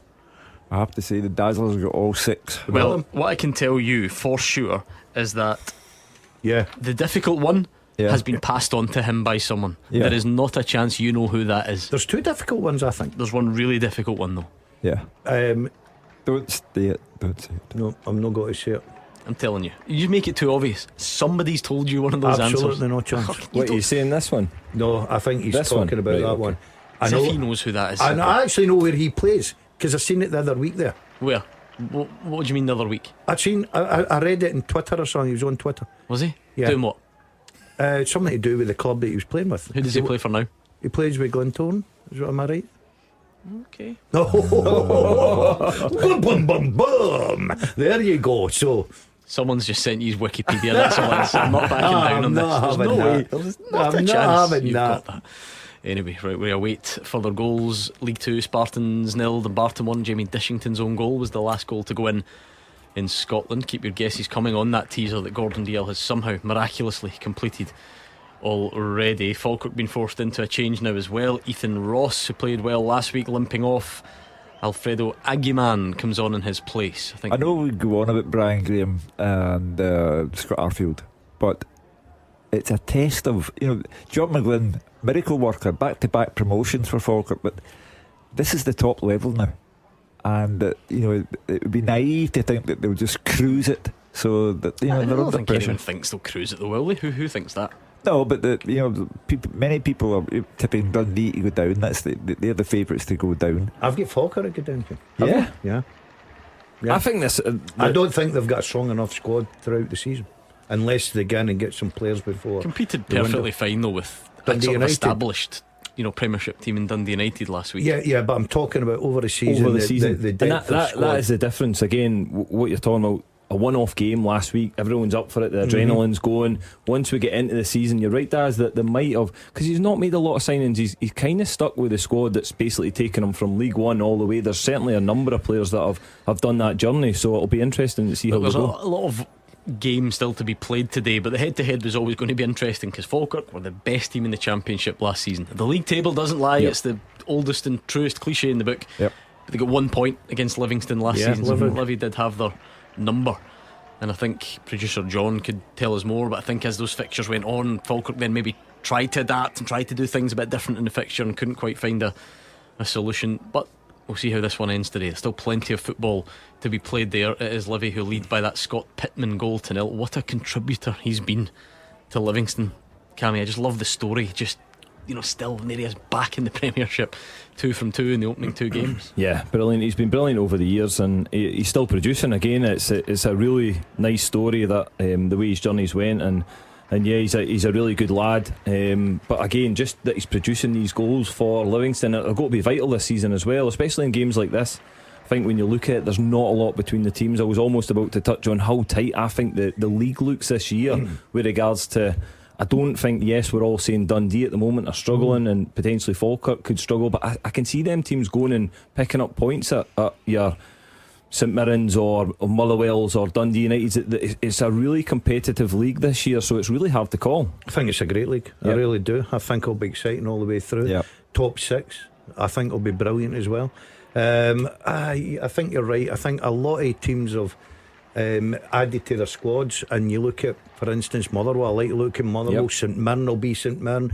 Dundee United will take great confidence for that result. Hibs, Hearts, Aberdeen were a little bit disappointing for me. We'll find out about them tomorrow. I thought they were a little bit disappointing at Tynecastle, and I'm not taking away anything from Derek McInnes and Hearts. It was a great start for them. Also it's a tough start that though, isn't it? Tynecastle then Celtic. When you might be undercooked because they don't have League Cup group stages, which is the desirable situation to be in the sense that you've got Europe to look forward to. I think they maybe only played 3 friendlies. They don't have that competitive. I'm fascinated to see how they go early on. I think that showed last week, certainly when you looked at Hearts compared to Aberdeen, and just Hearts looked that little bit, that step in front of them, that little bit sharper than Aberdeen. Just looked as if, yes, they were still maybe in pre-season mode a little bit. Yes, second half they had spells and they kind of kicked on, but never really threatened Hearts too much and put them under too much pressure. But as you say, it's a really difficult start. Celtic tomorrow, that's a big game. You're certainly looking for a performance from them, whether they get a result against Celtic or not, but certainly they'll be looking for a better performance and a better showing up at Tawdry. I thought that when Shanklin's goal was disallowed, I thought you would get away with one, because that was some goal. It was terrific. I told you that's. I agree with Gordon. When either of you two take over Scottish football, the one rule I want brought in is that every team gets to overrule a VAR disallowed goal once, just once per season. That if it's a really good goal, you get to say that's there was no doubt that offside was the correct decision, but I thought, if that goes in 2-0 half time, they could run up a 3-4-5. Queen of the South 0, Hamilton Accies 1. It's been a turbulent time at the Accies for quite a while now actually, but it continues. But Connor Smith has them in front. Queen of the South 0, Hamilton Accies 1. Well, they're surviving in the face of all manner of internal problems. 4 coaches resigning in the week. The youth academy suspended for a season. They don't play in Hamilton anymore. But fair play to John Rankin. He's keeping the thing going. Yeah, doing a terrific job there, John. That'll be a big result for them today. Again, probably Hamilton, Queens, Inverness are probably looking at League One of the teams that I would probably say will be up there. They're all full time, so he's doing a brilliant job with circumstances. I was on the same flight as him coming home from Tenerife. Obviously he was in different nick from me, and he was very confident about the season ahead, so I'm delighted to see he's doing well. And did you know that the Scottish Cup starts today? How early is that? Is that right? The official start of the Scottish Cup is today. It is the first preliminary round. How many teams start out in the Scottish Cup? Loads. Do they? How come you're not doing the draw? Did you do it last week? I did do the draw. Did you? What was your highlight? My head is still spinning from it. What was your highlight? Because I did the women's preliminary draw as well, which man. starts, I think, women's 5th tier and down. And let's just say researching a lot of the teams was a How many games are challenge today? 4. Because there's a Dumfries team in the Locker Thistle. Locker Thistle are what a journey they've got. Who are they playing? Invergordon. Wow. So that's Highlands, isn't it? That's a trek. Yeah, that's a trek. Dumfries all the way up there. Is it? Yeah. How many hours would that be? I checked it at the time. It was about 4.5. You wouldn't be gone, would you? Oh no, you would deliberately go. What? You wouldn't. You'd wait for next draw if you get through. Their fans will be up there. Their fans will be up there. Mate, I'm talking about players. I'm not talking players. about fans. If I was playing, I would not be getting up there. That's actually a good semi-local one for us, though. Irvine Meadow against Johnston Borough. That's a good game. That Johnston Borough 2-1 up on Irvine Meadow at the moment. Kyle Lafferty, etc. At Johnston Borough these days. So the old Irvine Meadow, terrific pitch. They were a big team in the juniors. Honestly, you always say this. What? I'm not saying that it isn't. It might well be. But when was the last time you saw Irvine Meadow's pitch? 2 weeks ago. Nonsense. Yeah, I've seen probably about 25 years ago. I've seen Darvel's pitch. I was down kicking in the fence, and I went to Irvine Meadow. I was just passing it. I thought, do you know what? I'll get in there and see if it's still in good nick. It was brilliant. The ticket collector in my train time this in morning. Ayrshire these days. The ticket collector in my train this morning played for the Meda. He told me he played for the Meda. What, currently? No. But he's a St Mirren season ticket holder now, so he's there at the game today against Motherwell. But he said he played for the Meda. My best memory of Irvine Meadow was when the women walked on with her housecoat onto the pitch for behind the goals. Walked right onto the pitch. The game's going, we're in the dugout, and everybody's now looking at her. She's now near a halfway line, housecoat and slippers on. The game gets stopped. Somebody parked across our driveway. Quite right. I'm all for that. And she said to the person that's got the car across my driveway needs to move it. My son's getting out. It was brilliant. That was a highlight of the game. So there you go. I know that most people's attention turns to the Scottish Cup sort of end of the year or January. Well, did you know it actually starts today? But anyway, right, we've got a goal in the Championship. Flashes. No. With M&D Green Pharmacy. Partick Thistle 0, Morton 1, and it is Ali Crawford with the goal. Just over 10 minutes to go until the break, and the former Hamilton Accies and St Johnstone midfielder has opened the scoring. Once terrorised you at golf and is now terrorising Mark Wilson on the football pitch. He did actually. Ali Crawford scores for Morton. Gone from a must-win game to a must-win game. A bit of a breakaway. Ball just ends up after a Brophy cutback and then a nice finish. So there you go. Well, if it continues like that, there'll be 2 tickets going up for sale tonight. And if they're heading, I'm going to take something now. Would you think you'd answer his phone? No. No. If you can phone his stopwatch. Yeah. Listen, plenty of time. Yeah, plenty of time. He's at home. He's got decent enough players. It's a tough match, that though. Again, when you look at Morton side, they've put a good Brophy's a good signing. I think if they can keep him fit, that'll be key. Should be, yeah. He's got goals in him. He's just had a terrible time of injuries everywhere he's went recently. So if they can keep Brophy fit, I think he's got goals in them. And you look at Morton side, they've got some really, really good players there. So the one thing they'll do is they'll be well organised now, because the guy who's doing the training. It was the first shot on target in the game. Was it? So there's not really been much in it so far. Spartans 0, Dumbarton 2. down there in League 2. Let's give it the 5-minute warning on the teaser, Hugh. Okay. Take final entries. In honour of Oasis being in Scotland this weekend, who are the 6 players who have played for Celtic or Rangers this century named Liam? A few easy ones in there, but a couple of sneakies that are catching one or two people out. I think by and large people are now kind of getting there, certainly getting close. I like this from Fitzy. His name is Liam as well, so he's delighted with this question. Good. He's rhyming them off, and his name is Liam there as well. So at Clyde SSB, if you want to keep your guesses coming, you've got a couple of minutes left. We will round it off. Is that nearly half time already? Very soon. About 10 minutes maybe. Don't bring the pies in, I'm not having. That's my prediction. Did you hear it? Have you heard about this? No. Huge news. Forget about all the other predictions. Gordon Dalziel has committed. I don't fancy his chances. He says his outlandish prediction for the new season is he's not going to have a single pie in here all season. Right, yeah. We are here every Saturday. Wow. And some Sundays he'll be involved, and he says he's not going to have a single pie. I don't believe it for a second. It's a big statement to make. It's a big call. Yeah, but I'm going for it. Okay. Don't get any of this shit, mate. Eating no pies now. How are the weight loss injections going? I don't start them tomorrow because I'm going out tonight. Okay. They're in the fridge waiting for me. So I thought there's no point starting them because I'm going out to a local restaurant tonight for a nice Italian meal and a nice bottle of red.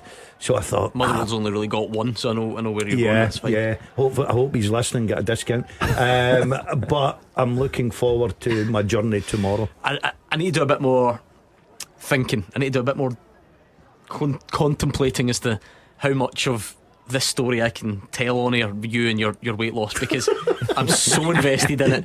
Are you talking about the pictures? And even by your standards, trust me, this is him at his absolute ridiculous best. I just don't know how much I'm allowed to sort of speculate about you and your healthcare and the lengths that you go to. But once I figure it out, I will reveal all, because honestly, you never fail to amaze me with just how ridiculous your life is.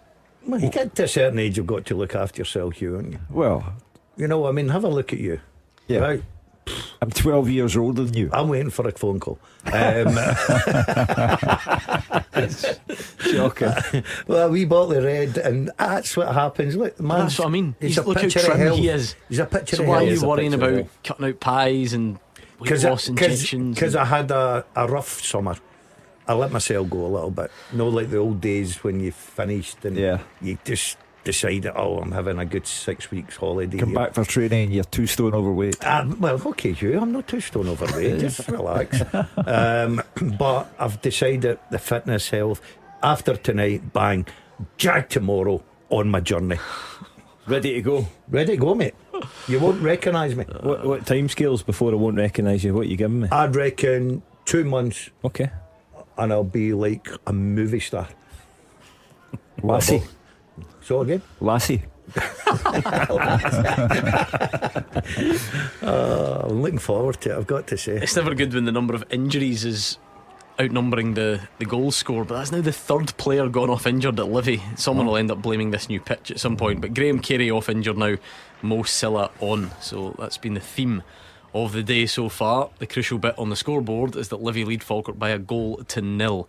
Not much happening really in Paisley. Motherwell enjoying a bit of possession early on and still knocking it about well, but actually even although it was an excellent performance against Rangers, still the bit that was missing was probably that final third, isn't it? Because that's still always the hardest bit, Cammy. It's where you need players to have a bit of something about them, a bit of X factor. Stamatopoulos was probably guilty last week. He's not in the starting 11 today. It's nice to be able to work the ball into certain areas. You then need somebody who can finish it off. 100%. You need that goal scorer in there that's got goal scoring instinct, and again they're just maybe not clicking yet, but it's early days. You can't judge too much. I think these guys are just getting in the rhythm. They're finding their patterns of play that they're wanting to get, and then in the final third as well, they're working each other out of the movements because they're seeing a lot more of the ball. They're moving the ball faster, so yeah, it'll be interesting. Nice end-to-end passage there at Partick Thistle. Morton Moore heads off the bar for Morton, almost goes 2-0, and then up the other end Logan Chalmers hits the post for Partick Thistle. It's all happening. For Hull for thrills, Hugh. Well, you'd expect Thistle to really the goal for Morton gives them a severe jolt. They really have to do something before half time to go into the dressing room with a bit of positivity. Right, let's round off this teaser, Hugh, whilst we can. Just leave some room. Call it wishful thinking that we're going to get a glut of goals in the last portion of the first half. The first half teaser with the scottishsun.co.uk/football for the best football news and opinion online.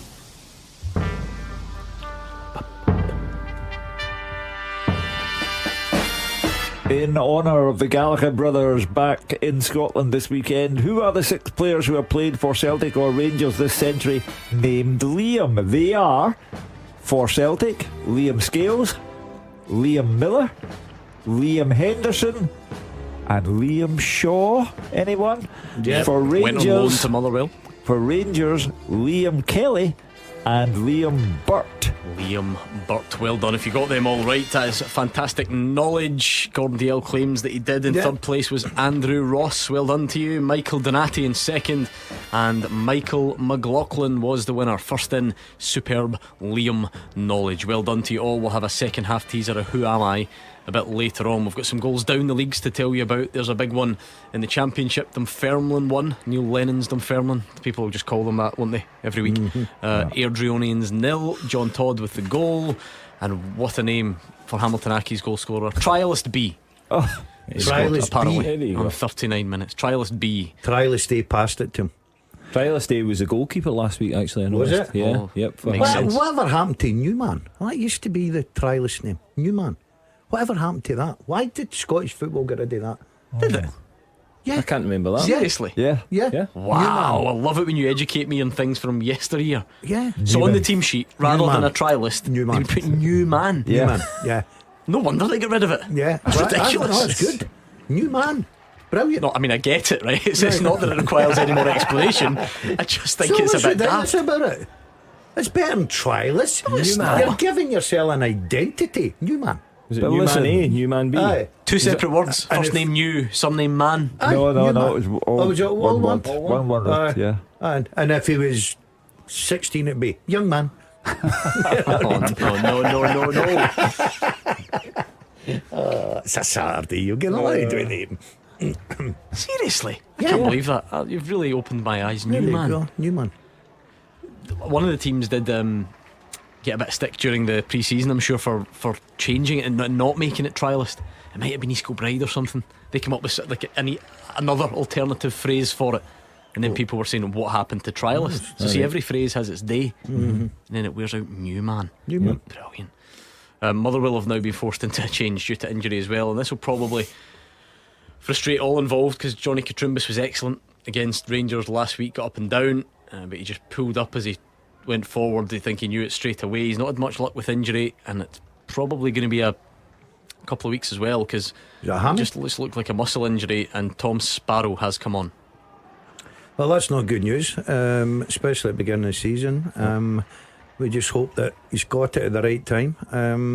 We'll be interested to see what the manager says after the game. But Tom Sparrow gives him good opportunity, good player. Yeah, I like him. He's decent, isn't he? Played well in the sort of wing back role last season. Is different though, isn't it? Going in as a proper right back, if you like. So that's now Motherwell's back four is made up of 3 players not playing in their correct position. Really, it's not ideal. Well, they haven't conceded, you have to say, so fair play to O'Donnell and McGinn, because we highlighted them in particular at the start of the game, the improvised central defence, but they haven't conceded. I think what it shows is that they need reinforcements along that back line. Certainly centre halves, we spoke about that, but even just a few players that are flexible, be able to play that centre half right back role potentially going forward. So, but as Hugh says there, they've been fairly solid so far in this first half. That's the thing, if you're already struggling a bit defensively and Liam Gordon gets injured in the first game and Johnny Katrumbis gets injured in the second. Motherwell had a terrible run of injuries last season. Dunfermline 2, Airdrie 0. Andrew Todd this time with the goal on 43 minutes. That's a excellent lead to take into the break. Inverness 1, Peterhead 0. David Wotherspoon now playing his football at Where Inverness. is Motherwell's player of the year these days? Andy Halliday. He's on the pine. Yeah. He's on the pine, yeah. Skills. Back to his usual, looking from afar. He knows every manager's back that he's ever played with. Played every single game last I season know, as well. There must he be did, aye. Then the hard new to manager take. comes in and just He wouldn't have triggered that The team, contract with team him. played well last week, so you can't argue. The only games he's that. had this season have beat the pundit. He's a good player, and he'll be good to have around. You know, he'll be sitting that bench learning and doing his coaching stuff and ready to come on and make an impact. Did Maybe you hear, come on and get the winner. I can't today. remember if we're allowed to tell this story or not, but he's probably revealed it elsewhere, so I don't really care. Did you hear why he wasn't in good shape to come on last week against Rangers? No, because he fell in the dressing room before the game. He fell in the dressing room? He slipped and hurt himself. Well, it didn't. He's getting to that age where that type of fall will back stiffens up. You ever done that? You ever seen him? Never fell over and got injured. There is a video, I'm sure, Are they? somewhere. Oh, it's good. Somebody couldn't have caught that as quick. Yeah, because there was Motherwell had a camera set up right, to sort of do to record the manager's team talk and that sort of thing. Poor Andy. Anyway, half-time whistles are starting to go. East Kilbride did not get off to a good start in League 2 as they would have hoped last week, losing against Spartans. They're up at Elgin, 0-0 at the break. That Ayr Wraith Rovers game, that was the earliest goal of the day, I think. Still stays that way at the interval, so they're starting to go. We'll see if we get any in our featured matches. We're probably nearly there at St Mirren. That substitution for Motherwell, Sparrow on for Catrumbis, was the last real update to bring you from there. Not a whole lot happening. We did give you that goal earlier on from Scott Pittman to put Livy 1 up against Falkirk, so we'll get the half-time picture from our 3 featured matches as well. I had you all very invested. Who would have thought in the preliminary round of the Scottish Cup it's Irvine Meadow 1, Johnstonborough 4. Do they need that wee woman to come on? So Johnstonborough in there, of course, because they are the Junior Cup holders. Right. So that's what gets you into the Junior Cup holders. So why is Irvine Meadow in? Don't know. Can't remember. Research, Gordon. You want to do the draw? You can't come up with anything like that. Queen's Park 0 are both 0 in the Championship there as well, so not a lot of goals doing the rounds today. It's not the fast start we would have hoped for, but it leaves room for an improvement after the interval. There'll be plenty of goals later on in the day, don't you worry. Can we go over to Firhill so we can hear the boos? We'll go there very soon. We'll go there. It's a game and a half into the new season. You calm down. Here is David Friel. Yeah, you just missed the booze. Actually, half-time Partick 0, Morton 1. It's actually been a good contest, very even game. Both sides try to play good football, but Ali Crawford has put Morton ahead at the break, and that's why there was a smattering of boos there. But look, Thistle have obviously got work to do, but started to create chances. Are just missing that extra bit of quality in the final third. But I do think there's chances for them in this second half. Logan Chalmers actually threatened first for Thistle. Free kick in from the right wing. Really windy. The wind carried his attempted cross beyond the Morton keeper Jimmy Store, and it almost found the top corner. Morton, as I said, been playing good football, had some chances as well. Had a penalty claim turned down by referee Callum Scott after Paddy Redding barged Tommy Adaloy. It did look like an attempt at a claim, but he waved that away. But they then took the lead in 33 minutes after a really good breakaway. Cammy Valentine involved down the right.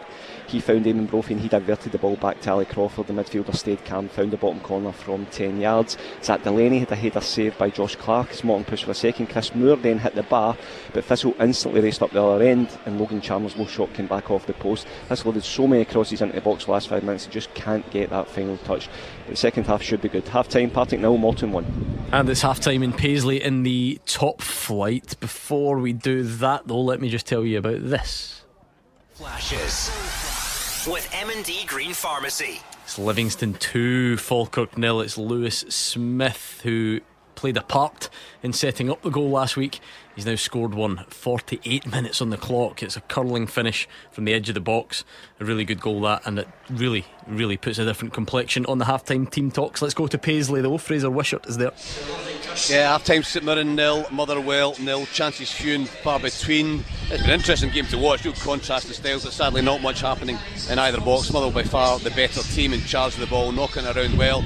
But for all the possession, they haven't tested Shamal George when into that last third. But St Mirren becoming frustrated as they haven't been able to get near Ward's goal at all in the first 45 minutes. Although they did go close in the first minute. The long free kick into the box. Kieran Phillips get 2 headers and the ball fell nicely to O'Hara, who 12 yards out sliced his left foot shot wide. A difficult chance under pressure, but maybe he should have done a bit better. But after that, Motherwell began to dominate possession, passing the ball around well, but also looking to be positive. It wasn't possession for possession's sake, but not really creating a chance at the George goal when they're getting into good areas until the 20th minute. A Slattery pass, lovely ball put in. Saeed through on goal, but he was on the angle when he shot from that acute angle, was blocked by Jordan out for a corner. St Mirren replied with a good spell of pressure, 3 corners into the box by Declan John, swung into the 6-yard box trying to use their height and power.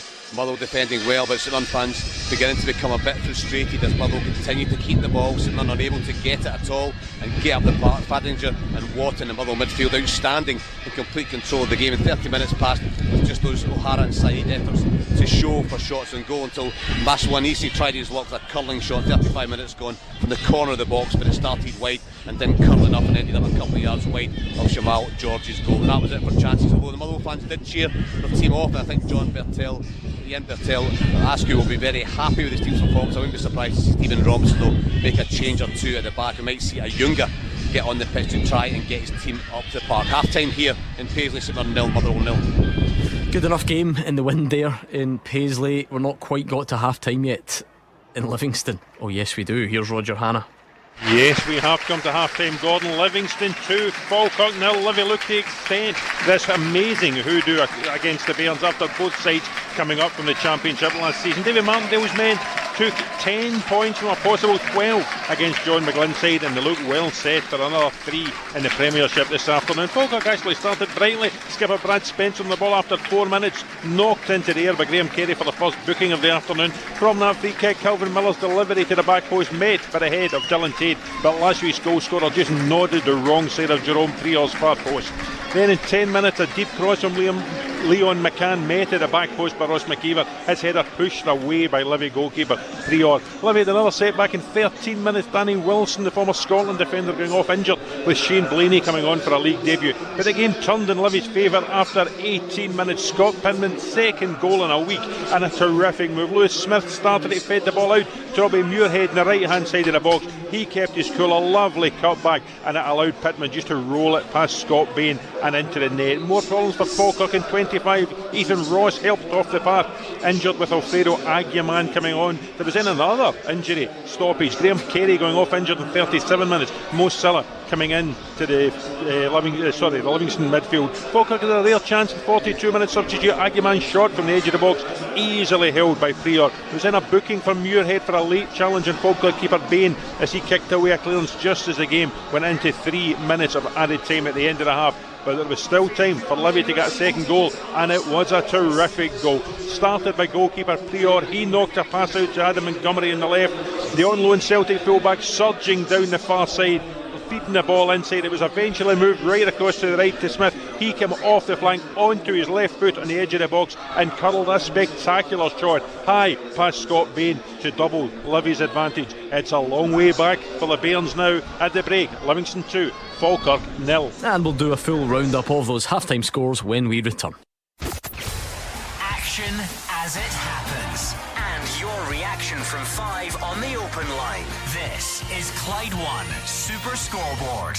Half-time across the 3 o'clock games in the various divisions that are underway in Scotland. Let's go back to Paisley, where it is goalless, but Fraser Wishart will caveat all of this by saying it's only 45 minutes. We don't know about the second half, but not really the type of day that people had in mind, where this new fancy brand of football from Motherwell would get overpowered and bullied by St Mirren. It's not really happened that way, has it?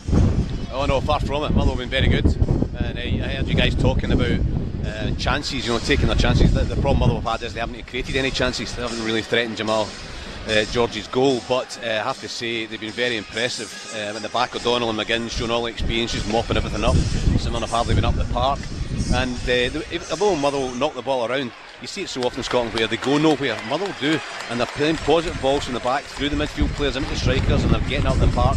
Just that last third, going and creating a chance or two. But they've been very impressive, Motherwell, so far, and I think their fans will be really happy. But St Mirren just haven't gone anywhere. Haven't gone anywhere at all. They made one change I can see here. I think it's Evan Mooney is going to come on, and for I think it's going to come on for Idowu, and there's another substitute as well going to come on. So St Mirren, a couple of changes which isn't a surprise because they've been completely dominated by Motherwell, and they were the ones who have to change the whole dynamic of the game. But you're right, the physicality of St Mirren, we thought they'd get balls in the box, we thought they'd get balls in behind. They just haven't done that. Motherwell have been very impressive, but it's still 0-0, and that's the one thing Stephen Osborne was saying. They haven't played well in the first half, but it's still 0-0 at this point in the game.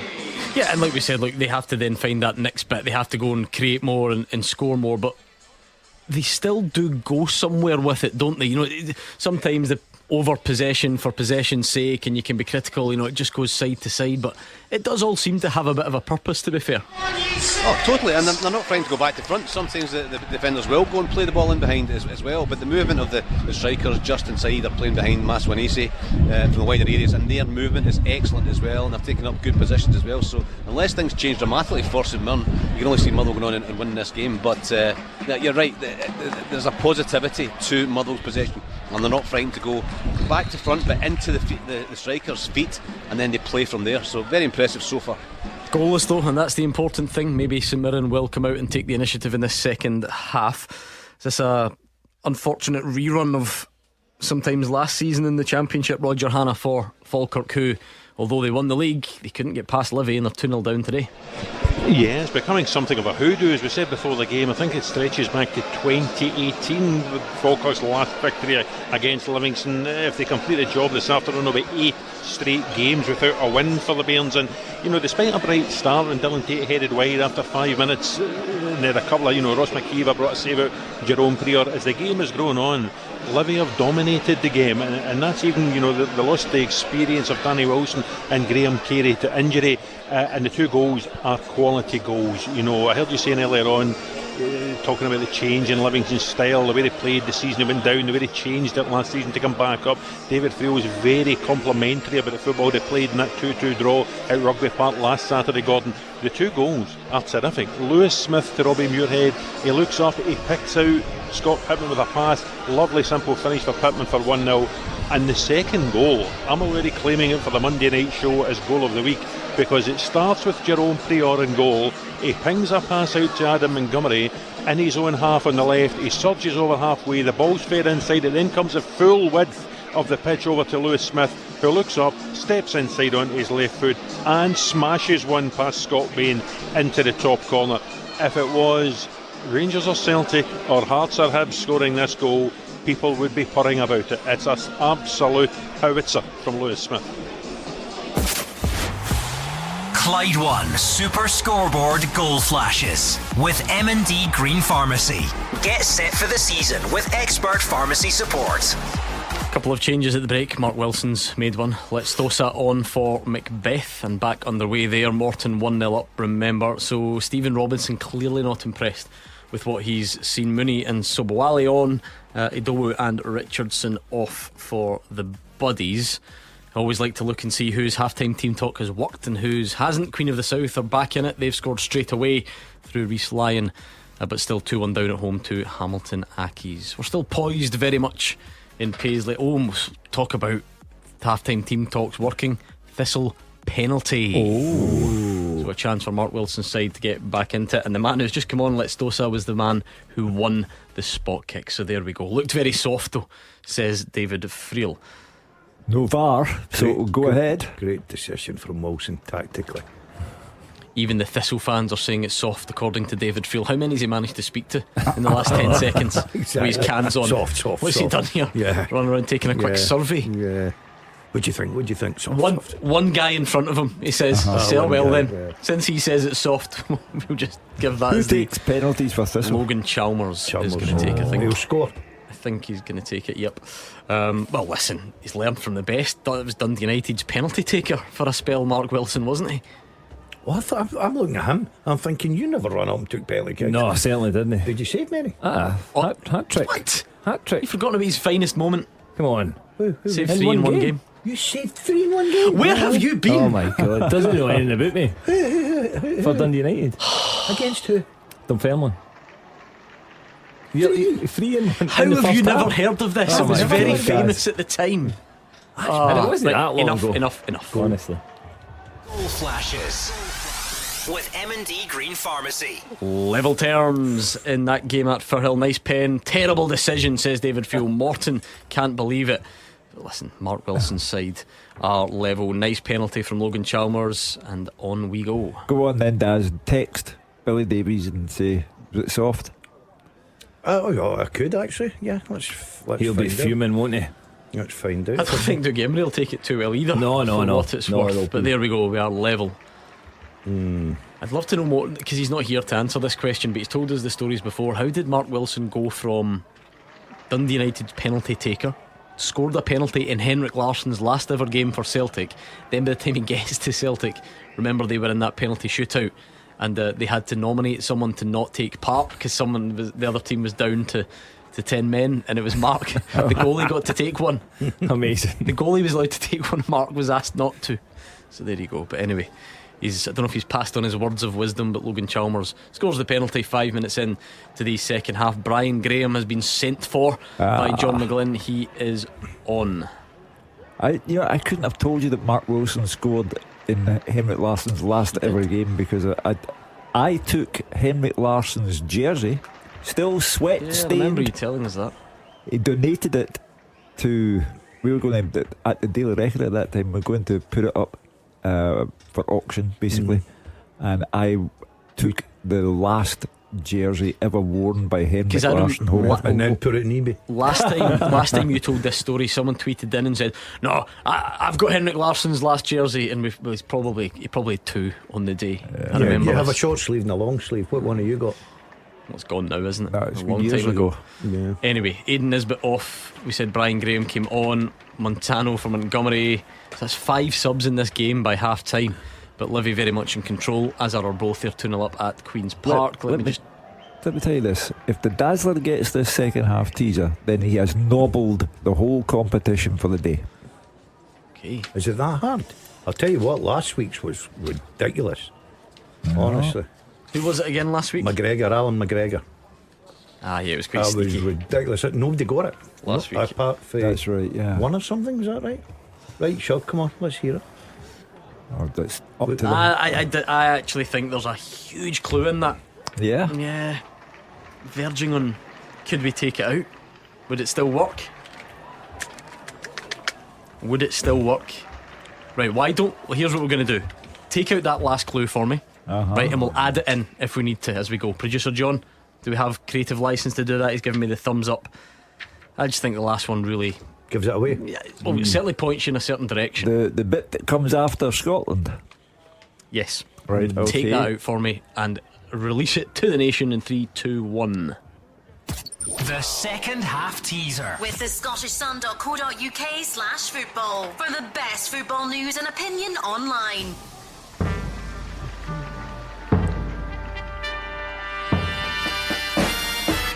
Okay, then it now becomes short and sweet. I have played with Ross McCormack, Simon Donnelly and Jack Butland. I've been managed by Brendan Rodgers, and I scored in a National Cup final in Scotland. Who am I? Go again. I have played with Ross McCormack, Simon Donnelly and Jack Butland. I have been managed by Brendan Rodgers, and I scored in a National Cup final in Scotland. Who am I? What I don't mind telling you, since I've ripped the question apart, is the country is not Scotland. Okay, so he played international football for someone else. But there we go. Let's see what you can come up with. We do have a huge clue that we can add in if you're struggling. But let's go at Clyde SSB. The race is on now. A huge moment. Partick Thistle just level. Aidan Fitzpatrick then goes clean through, but he hesitates and misses, and it stays 1-1. That could be a massive moment in that game. Well, tension in the air. You know, that Friel will look after itself because it's clearly tense. 1-1. 0-0 still at the Schmeiser Stadium in Paisley. Surely that can't go the whole day. And Brian Graham's on, but Livy 2 up on Falkirk. Tension there. Mackie for McCann for Falkirk. So Roger Hanna is now up to 6 subs have been used already in that game. It's a fair old rate that they're going in at, so we'll keep an eye. Hopefully it's more about goals than subs in the second half, and John McGlynn will certainly be hoping it's for his team because they're 2-0 down. They were trailing a couple of times last week and managed to salvage something, but this looks a long way back at this stage. Yeah, it does. The Dazzler has said all day long that he always fancied Livy today, and it's looking good. I've got a report back from Firhill. Yeah, okay. horrendous and denied a stonewall penalty in the first half. Oh, there you are. So the Morton group are not happy with the referee. Bit of controversy. Has the look of a 0-0, says Fraser Wishart already. Oh no, 40 minutes to go. Fraser's sitting in that wind and cold. It's not been a bad 0-0 though. Maybe that'll give him some sympathy. And in fact, it's got a long way to go, so we'll wait and see how we get on. Don't forget your teaser is there, it's up and running. Adeloy's taking a bit of a tantrum after Lee Ashcroft dodged a yellow, so Morton are feeling hard done by here, but it is still 1-1. We will probably have Rangers team news in about 15 minutes, so that's going to be interesting, Hugh. Unless we get the mole first. Can the mole? Oh, I know it, but I mean I'm waiting to see the official line. And how do you know it? Listen, you hear these things, don't you? I'm only kidding. What do you think? Do you think he will make changes? I think he'll make a couple of changes. I don't think he'll make wholesale changes. He knows how important this game is. Yes, they've got big games coming up, but again, he's what about momentum? It's all about building momentum. This is a fresh team. They look fit, they look sharp, and again, you need to reflect that. Listen, if you don't play today, you'll need to train at some point. So it's about getting minutes in the leg. So because Tuesday night to Saturday evening's not a hugely difficult schedule, is it either? No. Listen, I think the players will want to play tonight. See the guys that played midweek, they'll be desperate to get another game under the belt, keep that momentum going. When you're a player, you just want to keep playing. You don't want to stop. You don't want this stop-start. And especially, I think, when the big games come around, you want to play these league games. It should be straightforward for Rangers tonight, but it never ends up like that. I'll put you on the spot then. Yep. Does the captain, James Tavernier, remain out of the team? I think that all depends on how fit Aarons is. If Aarons he said he was fit yesterday. If he's fit, I think he'll play Aarons. Okay, Hugh? I think Tavernier will be left on the bench, and I agree with Cammy. I think what you want to do today, I'm a great believer in get yourself a positive result before the second leg of a European tie. Go to play Victoria Pilsen. Everyone has assumed, I think correctly, that Rangers will go through on aggregate, but go there full of yourselves, because this is a Dundee team that most people are tipping to go down. They're at your place. The crowd are really behind you because of what happened on Tuesday night. I think you go for a big result today. We've got a VAR check for a Livingston penalty, so it might be about to get worse. Andrew Winter's cross, it hits Liam Henderson. We'll see if that's going to be given. Gordon, does James Tavernier stay out of the team? Yes. If Aarons is fit, I think he'll go with the same back four, and I would be surprised if there's many changes. He might look at Rothwell, maybe bring in Raskin, maybe one, but I think he'll go with the front Roger three. Hanna says the mole says Raskin for Diomande, so we'll see if he's right. Then we'll know. We'll blame Roger Hanna. Right, Chris Graham, the referee's going to the monitor, which would suggest a Livingston penalty is about to be awarded. Well, if that's awarded and converted, good night Vienna for Falkirk. I'm surprised you've not got them written off already. 2 is usually enough for you, no? Well, yeah, but Brian Graham on, but this is a blow too far. Penalty indeed given. Well, 3 it's home time, isn't it? Yeah. If they score, if they score, that's it. Game over. VAR check for a Motherwell penalty as well. Robbie Muirhead's going to take, just like he did last week. Many felt that Livy shouldn't have got their penalty last week. We'll see what this one looks like. No penalty for Motherwell, so on we go in that one. Ridiculous. Robbie Muirhead is going to step up. Is it going to be 3-0 to Falkirk, to Livingston, sorry, or will Falkirk get a let off? Bit of a delay on that one. Let's wait and see. Nervous times there in Livy, because what a result they have in the making if this can hit the back of the net. Scott Bain, though, chance to make himself What big was your impact. theory in penalty kicks? Did you used to study the player? Yeah, he used to look at before. Saved. Oh, there we go. Give them a lifeline. Good signing, Scott Bain. There we go. That could be a big moment in the game. Down so to you his used left. to look at the player. No, again, the goalie coach would give you information on who the penalty taker was, what they would do. So you'd have an idea before the penalty taker comes up. But certainly look at the run up. I think you can tell by the run up. We really do. Yep. I think. Listen, there's ones that even if you can tell where they're going, the run up, sometimes if they're right in the corner enough pace, you're not going to get it. But certainly, I think you've got an idea. What percentage of advantage should the taker have over the goalkeeper? anywhere. Is it not statistically? Is it not usually hover around 75%? It's got to be. I mean, something like that. Yeah. I think I'll look that up. It traditionally was round about that, I think. Which made your triple penalty save all the more remarkable. Yeah. Dazzler's no heard anything about it, so that's It fine. can't be that remarkable. Honestly, I'm going to have a wee look at that. I'll Alright, look that YouTube up, it. 3 different takers, just to let you know. Was it? Yeah. And you saved 3? Yeah, Nicky Clark, Paul McMillan, and Gavin Riley. They were the 3. Okay. Well, I wouldn't really boast about that. I suppose if a player takes enough as well, I'm sure he would never reveal publicly what it is because he wouldn't want to do him in necessarily, but I'm sure he would pass it on to his Motherwell goalkeeper. I'm sure Andy said once on here, Andy Halliday, that as James Tavernier's running up, Andy thinks he's cracked. There's a tell as to where he's going. So when I was at Rangers, James Tavernier I used to stay out him, and he literally would tell me where he was putting the penalty and want me to go early, and he would be trying to get right in the corner, so as if I was going early and going that way, and he would try and whip it right in that corner. Yeah, because that's just part of it. Just knowing which way they're going to go. This doesn't mean you're going to save save it. it In the corner, it doesn't matter. Yeah, with the pace. Remember, you beat me at penalties. Yes, You beat me at penalties convincingly.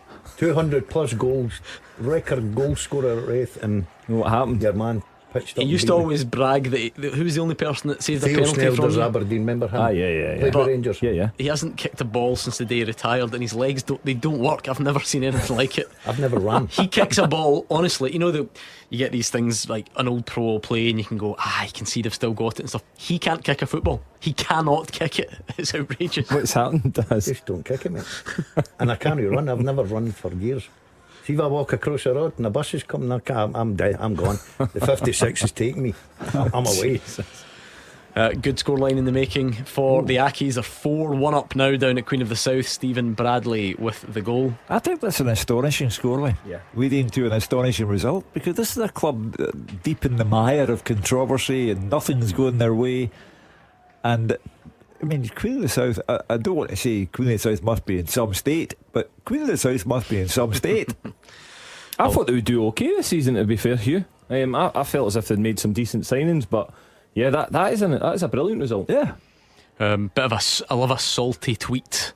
They're trying to make a bit of a point sarcastically. Morton say Partick Thistle are awarded a penalty after Jackson Longridge ... puts the ball behind for a corner. Come on. Well, it sounds like they're not taking this well, the Greenock Morton folk.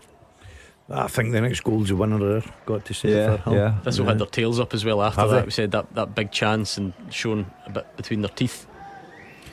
Again, Arbroath are on the edge of a decent result, and they had a good result last week against Ayr, that late goal. I think they're 2-0 up today. So who they play? Away to Queen's Park. So that's a good result. If Rascan takes the place of Diamonde, does this implicate Roger Hannah in the mole scandal? No, I think it probably brings about what Russell Martin. Just a personal preference, and I don't mind if other people disagree, but I loved Russell Martin's response, because that is on a long list of things in Scottish football that we get far too worked up about. Somebody innocently mentions, I'm playing or I'm not. They tell their pal or their brother who happens to mention it to someone, they stick it on a WhatsApp. Who cares? There are other sports where the team gets publicly announced days in advance. Russell Martin, he is the one guy who would have been entitled to be annoyed about this, and he almost scoffed yesterday. He said, I don't think the other team get much of an advantage if they know our team 8 hours in advance after they've done their work all week. Would you make far too much of it? But we are the capital of the world for subterfuge. 100%. And we love stuff like that. Love it. I was delighted when he said that. Honestly, when I heard that, I just thought, he's just dismissed it. He's not going to use it as an excuse. And he's been really good with that, with regards to not using anything as an excuse. Because we're clearly there is a distinction, because the important bit was he said, look, I don't think anyone's doing it maliciously. Now clearly, if a player is getting dropped and then that player is phoning up Hugh Keevins at the Sunday Mail and saying, trying to undermine the operation, then that's different. But if it just happens to sort of get out there in the modern world where nothing's really kept a secret, is it the end of the world? No, says Russell Martin. No, not at all. I remember I changed my team when I was a manager here. because Rangers come down, Jimmy Bell, the late Jimmy Bell, put the strips up. I opened the dressing room door, kid it on there's only one key, key Jimmy. I opened the dressing room door, seen all the strips, wrote down the team, went in and changed my team, my tactics.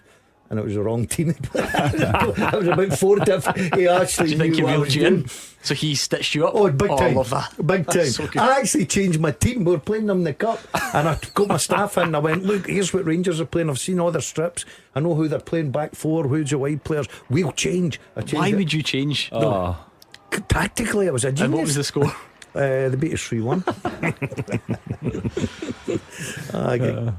Incredibly, off that slim offering of information that you gave, Hugh, somebody has got that teaser right.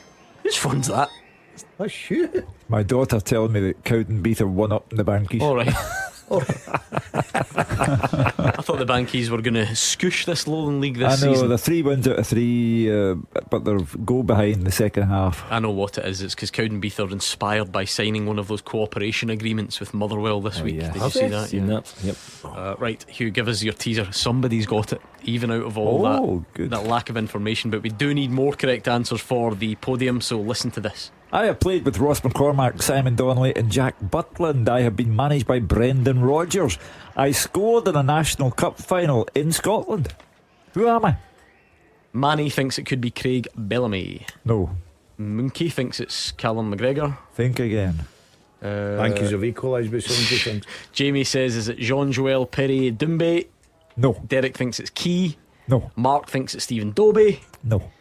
Wow, we've got some great answers coming in, including a correct one. Great save from Shamal George. It was a slattery free kick, 25 yards, and he dives and pushes it away. In fact, I think most of the pundits' favourites for League 2 were East Kilbride. They then lost their opening game, but they're 1-up at Elgin. Nathan Flanagan with the goal on 70 minutes. I think they were confident because they went there in the League Cup group stages and won 4-1 just a few weeks ago.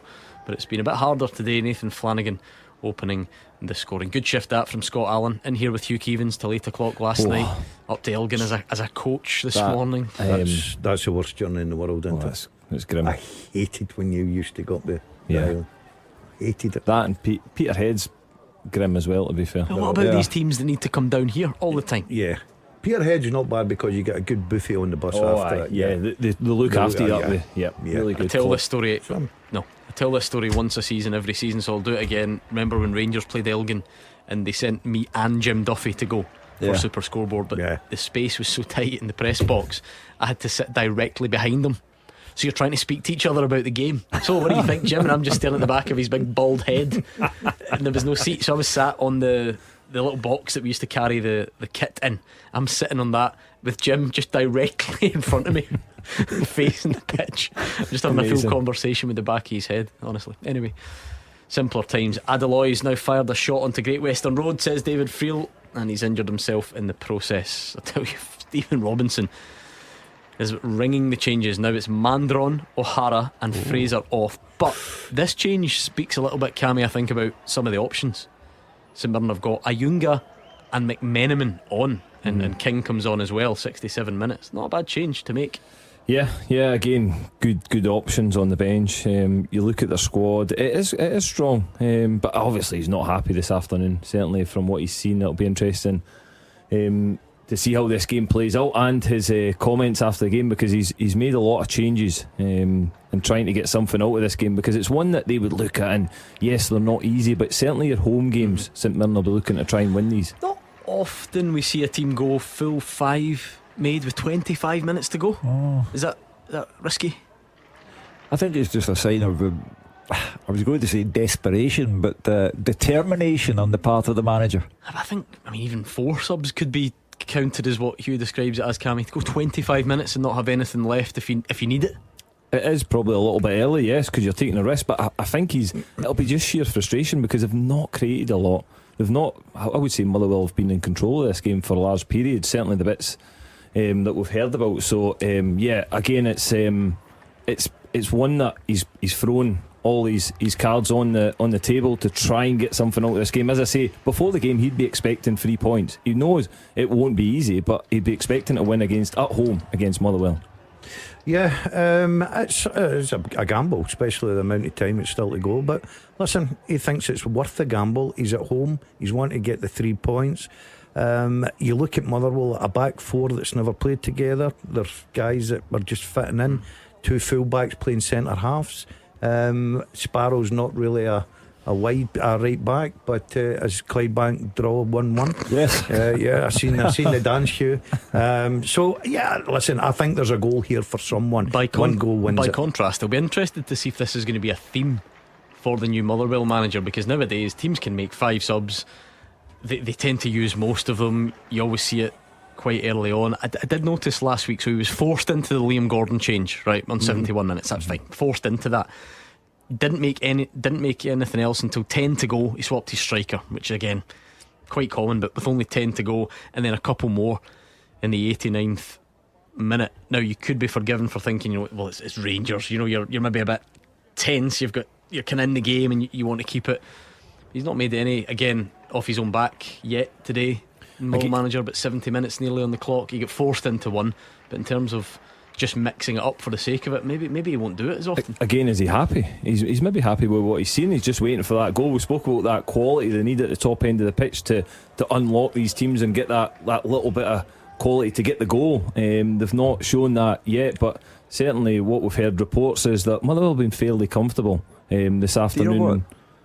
Something comes to my mind, Gordon, that I know you were at Russell Martin's press conference yesterday, and I enjoy his press conference because it's a bit verbal gymnastics with him. But before he played Panathinaikos at Ibrox, he said, "Don't run away from danger, run towards it and shape your own destiny." And I think if you bring on all those subs at Paisley today, that's you running towards something rather than being hesitant, tentative. So, well, it's just a balance. So, like, that sounds great, and it sounds like one of the quotes that the Dazzler would come out with. But if somebody gets injured in the next 5 minutes, then they play the rest of the game with 10 men. Well, as I say, back to Russell Martin, run towards the danger. I don't know if he meant that in relation to substitutions, but anyway, Motherwell have made one anyway, so there we go. After I said he holds off a bit. Who is it? Stamatopoulos is on for side. There's the goal. Yep. So there we go. Ben McPherson, one of Thistle's new signings, come on for Cammy Logan. They're all making. Livy have used all 5 as well, but they're a lot more comfortable just now, Tell you what, it won't get the headlines obviously, but one of the results of the day so far is Arbroath 3-0 up away to Queen's Park. Queen's Park look bang and bother. Jack Wilkie with the goal, bang and bother today after picking up not a bad point actually on the opening weekend, Queen's, but very difficult afternoon. We must have a Rangers team round about now-ish. We'll speak to Andrew Maclean very soon and we can get the latest. Is there a mole? Is there going to be change? Is there continuity? We'll find out all the answers. See, that's the change. Hannah's got to put it out there who told him.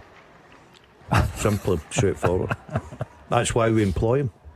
Think so? Yeah, you can't hide behind moles. You've got to get out there.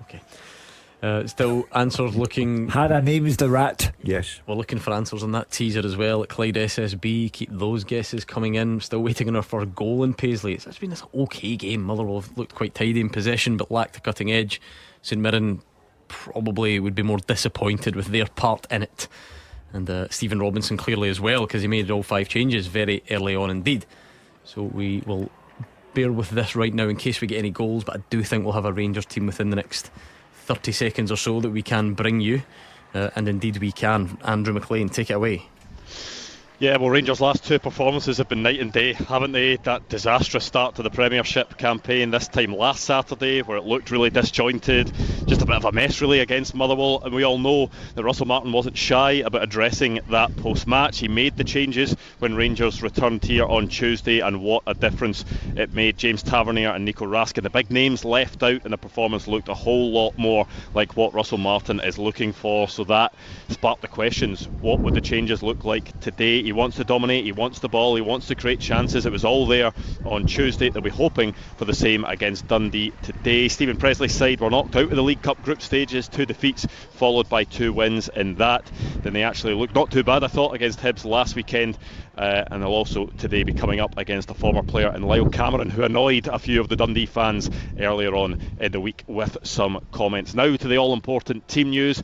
Well, whoever the mole is that was speaking to Roger Hannah, I think they should just go and burrow away somewhere, because it's not right. The team news is actually exactly the same as it was at the weekend. Midweek on Tuesday. Jack Butland continues in goal. It's in a back four of Max Aarons, Nasser Jiga, John Souttar and Jeff Day. The midfield three: Joe Rothwell, Mohamed Diamande and Lyle Cameron, Oliver Antman and JD Gassama either side of Cyril Dessers. The substitutes: Kelly, Tavernier, Cortez, Barron, Dowell, Fernandez, Raskin, Curtis and Danilo. I'll bring you the Dundee team shortly. Well, there we go. Maybe it was part of that ploy. Remember the caller said last night that Russell Martin did care, actually, and he was now going to give out false information to see who would leak it, and then they could find out. Well, anyway, it's an unchanged team. I think he's done the right thing. Build momentum, get them in the right frame of mind for the second leg against Victoria Pilsen, entertain the crowd. Dundee, I don't wish to be disrespectful to them, but it's a gimme for Rangers this afternoon. You want to go there and run up a bit of a score, and you're not at least close to going over the score here with these. I don't think so. I think Dundee at Ibrox is a gimme. If Rangers don't win 3 points this afternoon, what kind of team are they? They draw at Motherwell, they're terrific against Victoria Pilsen at Ibrox. Then it's a gimme. It's 4-0 for Rangers. No, but you thought 3-0 last week. This is the point we're trying to make. No, you went 4. So does it never even take 1% off your certainty? I move from one mistake to the next with no loss of enthusiasm. Oh my goodness. I'll be 5 next week.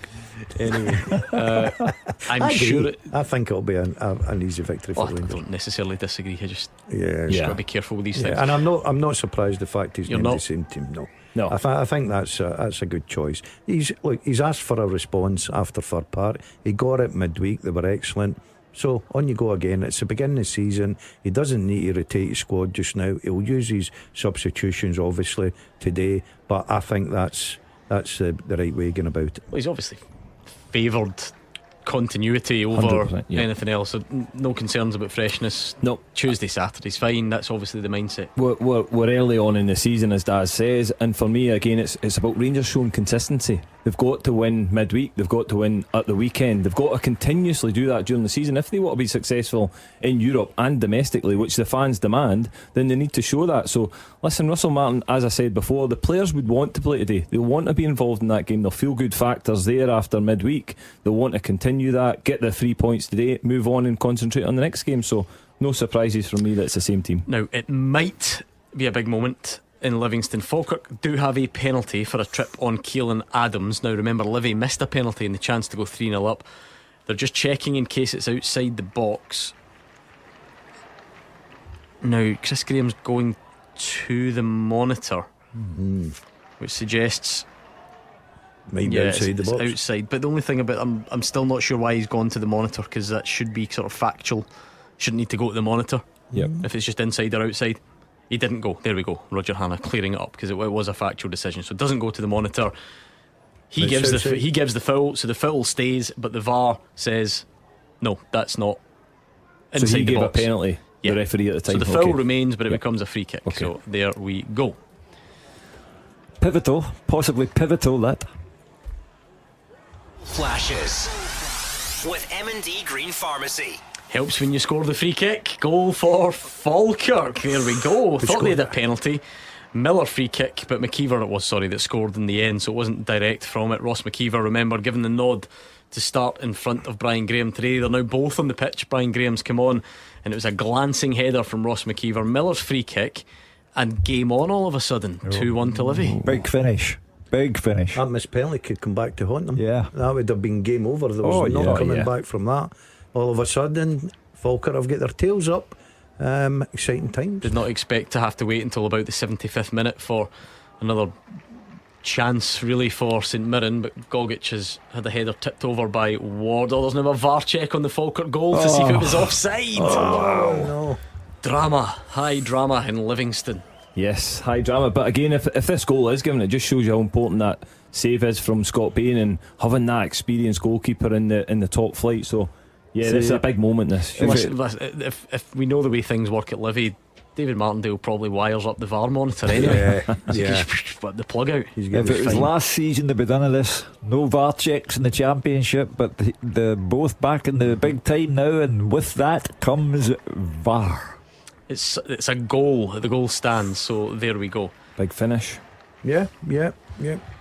We'll continue to go round and round on it, won't we? I think, and as a fan, Gordon, the delays, the uncertainty, it's just rubbish. Then at the same time, it gets the correct decisions. Go and phone Billy back up at Morton and ask if they would rather have VAR on that Thistle penalty or not. They'll say yes, won't they? 100%, Gordon. It's a shame that sometimes it takes that long, and then it takes the excitement away from scoring a goal. I would take to have had VAR in my day, because like I mentioned, that one last night was a good example where Piazzu completely manhandles Declan Gallagher to the ground, misses the sitter. If that goes in, that goal's going to stand. Despite the fact that it's so difficult to strike the balance, because it would be fine if everyone accepted the mistakes, but we don't. So Scott Arfield's been sent for as well. He comes on, so that could be the spark that's as Roger said, you're a starter or a finisher, and Brian Graham and Arfield have been called upon as finishers. Falkirk are looking for the big picture here. Even a 2-2 draw would be a good result for John McGlynn. Right, don't forget, we've given you the team news. Rangers are unchanged. Send us a tweet, why don't you? What do you make of that? Is that what you thought would happen? Did you think it would be mixed up? And of course we'll open the phone lines a bit later as well. We'll build up to kick off in a lot more detail when these games finish. Still goalless in Paisley. What about your teaser, Hugh? Yep.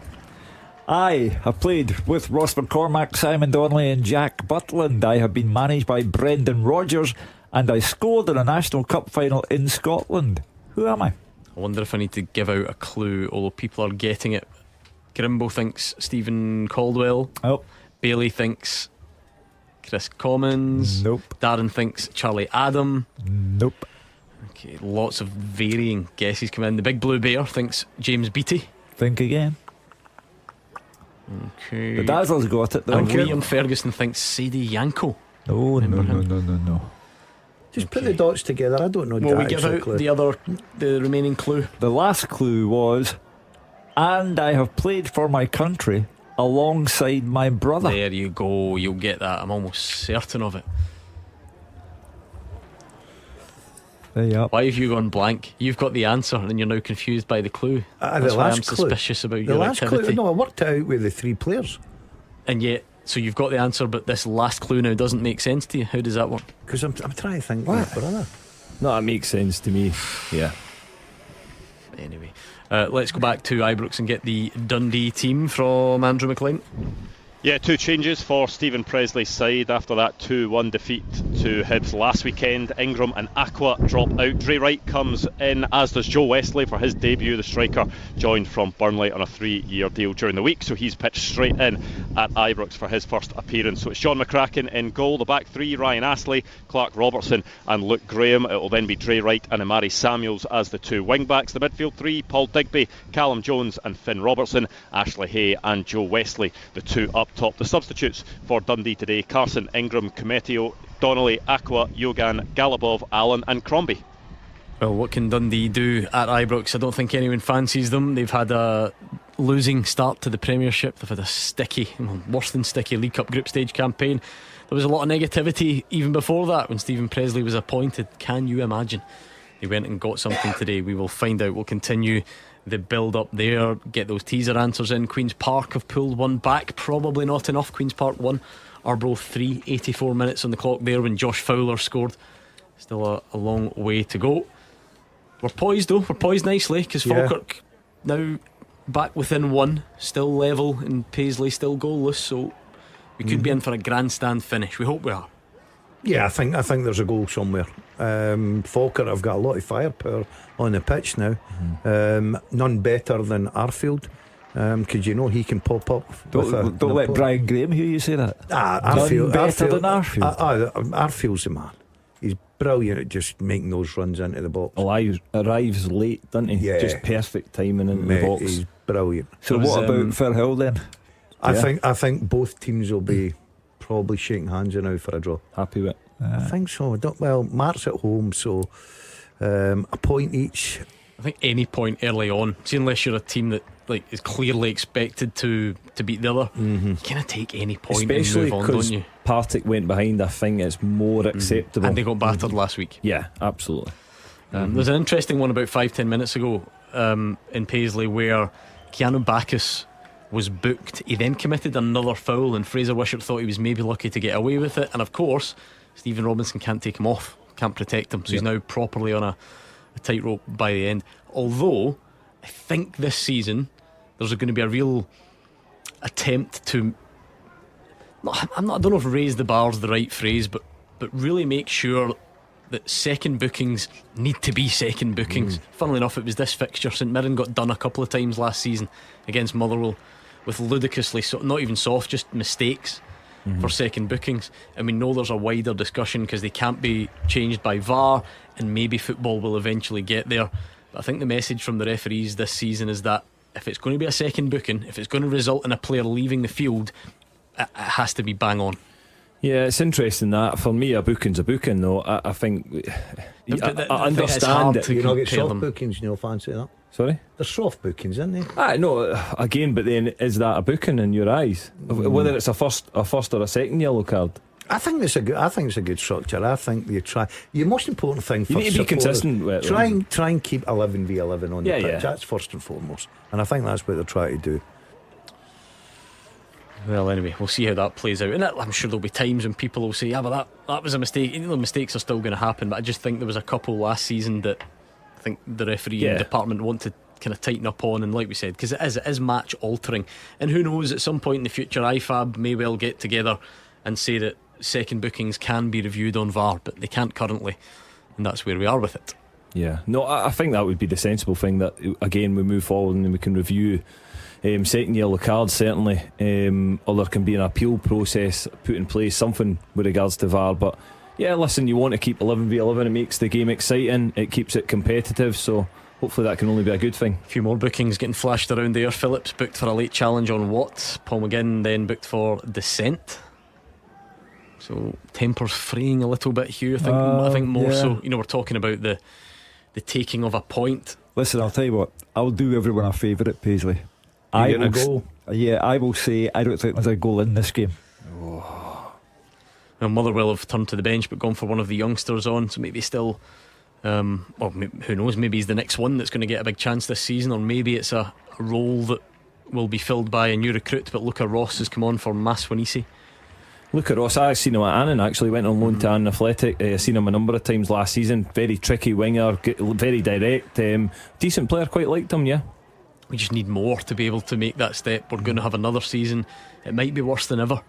You know, you remember this the stat that came out last season about the number of minutes given to Scottish under-21 players, and I think Motherwell were top of that.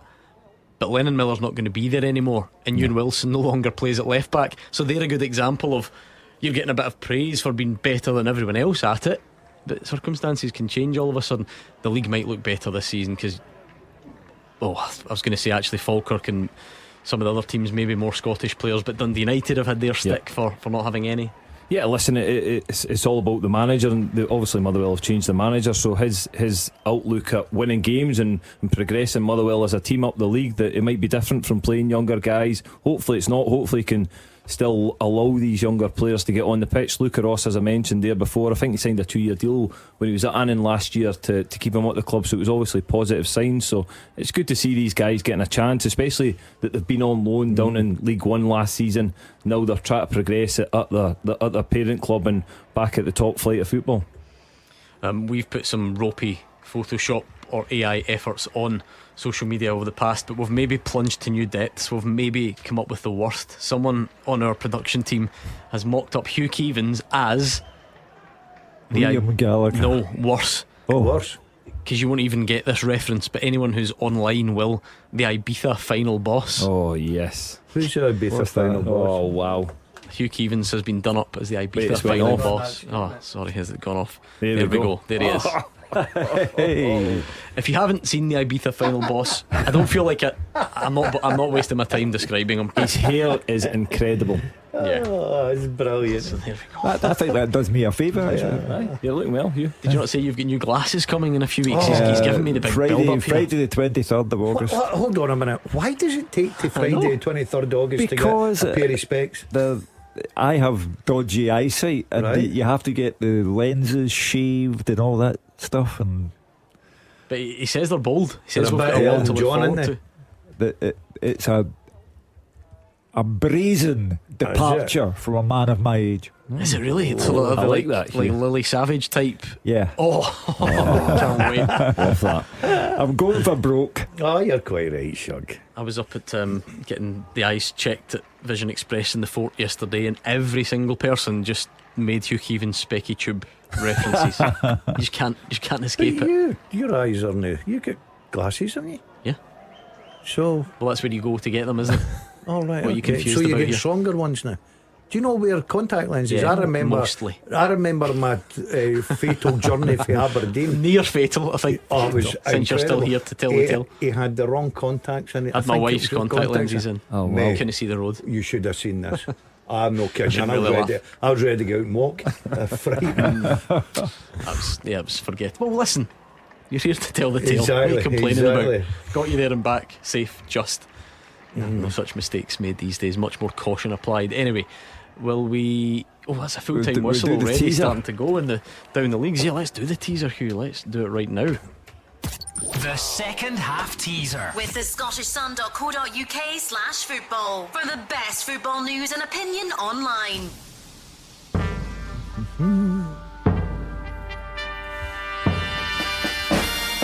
I have played with Ross McCormack, Simon Donnelly and Jack Butland. I have been managed by Brendan Rodgers. I scored in a National Cup final in Scotland, and I played for my country alongside my brother. I am, think Oasis, Noel Hunt. Yes, well done, Noel Hunt, if you got it. Played with Ross McCormack and Jack Butland at Leeds, Simon Donnelly at Dunfermline, managed by Brendan Rodgers at Reading, scored in the 2008 League Cup final, and of course played with his brother Stephen for the Republic of Ireland. Well done if you got it. Grimbo was in third place. Botox 1985, that could be you, Gordon Dalziel. I get in Botox as well, second place. We know, that's why I said it. And the winner, who was in there so quick with this way before I gave the second clue, I was really impressed with this, from Ryan CFC. Ryan got it the fastest out of everyone, and therefore is the winner of the second half teaser. Right, Hugh doesn't think we're getting a late winner in Paisley, do you agree? Yeah, I don't think we're getting a winner there at Cammy? all. No, I can't see a late goal happening. Nope. I think we're done. Yeah, we're done all over. No late equaliser for Falkirk either? No. No, even with the great Scotty Arfield on the pitch. Some full-time whistles coming in. League 2, East Kilbride are up and running with their first victory. Elgin 0, East Kilbride 1. Loss, of course, to Spartans last week, which was maybe a minor shock to some people, but they've gone up to Elgin and got their campaign up and running. Still Livy 2, Falkirk 1 in the closing stages. Still goalless in Paisley. We're into... Oh, we've got a goal. We've got a goal in Livingston right at the end, but which way is it gone? Goal flashes with M&D Green Pharmacy. Livy. It's gone to Livingston. It's Livingston 3, Falkirk 1, and it is all over. Jeremy Burkila, the substitute. Still a few minutes left, to be fair, but you would imagine that 3-1 is going to be enough. Livy 3, Falkirk 1, a close range finish. Good day for Davy Martindale and all concerned at Livy. They've Hanselled the new pitch with a home win, and they'll take some shifting, but Falkirk have to get used to the idea now that they're up a level and they're going to have to adapt, and I think they're going to have to get new faces in as well. Top of the league. Yep. Can they hold on it? Can they split? They can only throw it away now. Full time in Paisley. Here's Fraser. Yeah, full time, sitting on 0, Motherwell 0. A really disappointing game in the end. It promised so much, but I have to say a draw was probably a fair result. We didn't really have enough chances at either end. Not many chances in the first half. Dominated by Motherwell. Simmons' only effort came in the first minute. Marco Harris sliced a left foot shot wide from 12 yards out. Under a bit of pressure from a knockdown from Killian Phillips. But for all Motherwell's good possession, they only had a couple of half chances to show.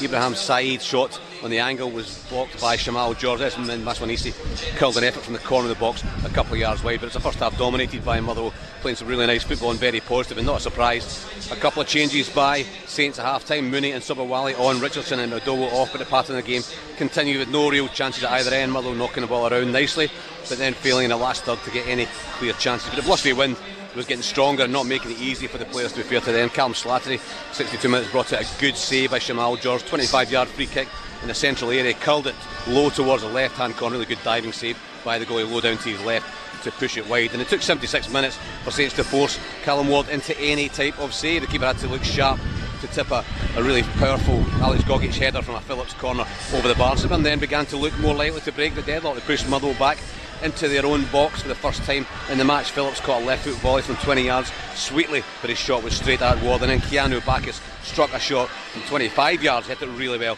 and it was saved low to his left by Callum Ward. I think John Bertel Aku will be quite happy with his team's performance, but once again it's about creating those chances, and I think over the piece Stephen Robinson might be quite happy with a point because his team weren't at their very best. Full time in Paisley, St Mirren 0, Motherwell 0. It was on a knife edge at the end at Friel. How's it finished, David Friel? It's finished, Gordon. Partick 1, Morton 1. A really feisty game, entertaining as well, and I've dodged the Oasis pun so far, but I think Morton will be looking back in anger after a very, very controversial Partick Thistle penalty award to Emery. He stayed calm just now. He went over to speak to Callum Scott, didn't lose his temper or anything. They led 1-0 at the break, but Callum Scott then penalised Jackson Longridge for a foul when it looked like he clearly won the ball. A lot of Thistle fans sitting beside me couldn't even believe it, but Logan Chalmers, credit to him, he stayed cool to slot in the equaliser, get a point for Partick Thistle. After last week's defeat at St Johnstone, a heavy one, it was a step in the right direction for Mark Wilson and his players. They could have won it too, but I think overall a draw was fair. Morton, they didn't have a great day in terms of penalties. They had a claim of their own turned down the first half. The referee Callum Scott, after Paddy Redding bars Tommy Adeloy, but they then took the lead in 33 minutes. Superb break, Cammy Valentine, Eamon Brophy involved. They diverted the ball to Ali Crawford. His low finish was perfect from 10 yards. Zach Delaney had a chance, Chris Moore had a chance to make it 2-0, but Logan Chalmers then hit the post. This were a lot better after the break, clearly fired up. Sonello at Sosa, he came on at half time, he was really good, he won the penalty. Chalmers scored and he then teed up Aidan Fitzpatrick for a golden chance to make it 2-1. He was clean through, but he hesitated, and Morton got back and managed to put enough pressure on that he put his shot wide. Both sides tried to win it in the end, but it had to settle for a point. Good game, full time, Partick 1, Morton 1. There we go, Mark Wilson's first point of the season for Partick Thistle. Both fans, you give us a call. Morton fans, do you feel a bit hard done by with the penalty award? Partick Thistle fans, are you happy to have that point on the board after last week's heavy defeat? Still waiting for the final full-time whistle, and then it is over to you, so don't forget to get that number ready. 01419511025. What have you made of today's action so far?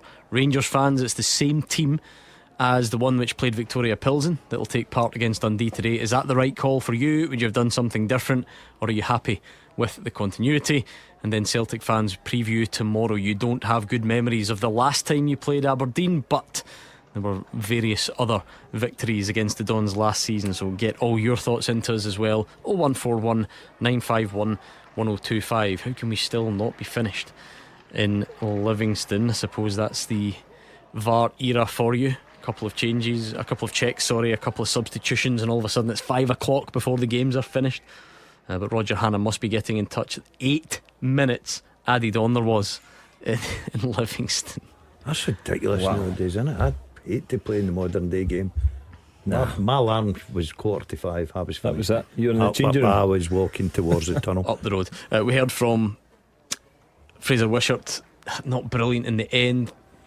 Both, again, is it that stage of the season where you just take a point, or will the sort of home advantage and being the top 6 team usually and all that stuff mean that St Mirren end up a bit more disappointed? I think St Mirren would be, only because of the home advantage, Gordon. Motherwell, I think, if you look at the fixtures, would you have taken a point against Rangers? 100%. And then away from home, difficult venue, a point. I think Motherwell will be quite happy with that. A clean sheet as well, considering the problems in defence. Yeah, definitely. I think Motherwell will be the happier team. Stephen Robinson, again, he made them substitutions early, so it spells a little bit of frustration from him with his team that they didn't go and do the job that he wanted to do. But it's a decent point. Motherwell, certainly from the reports, that they were fairly comfortable, and That's positive signs.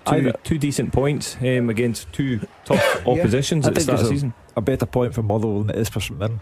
Yeah, definitely. Just because of the home advantage. Yeah, I agree with you. Do you allow space though for, like, now that you've seen the game, because we're all talking about like pre-match perception, but now that the game's been played, if you're Motherwell and you've seen it, you think, well, I mean, we were the better team there, but we couldn't quite create. Does that frustrate, do you think? So I think that'll probably be an area that the manager will identify. We spoke about it, just that quality in the final third to get that goal. The goal scorer up top is easier to say. Bringing in a striker that scores you 20 goals a season, they make a massive difference. So it's just that little final piece to the jigsaw, because they seem to be clicking a little bit better.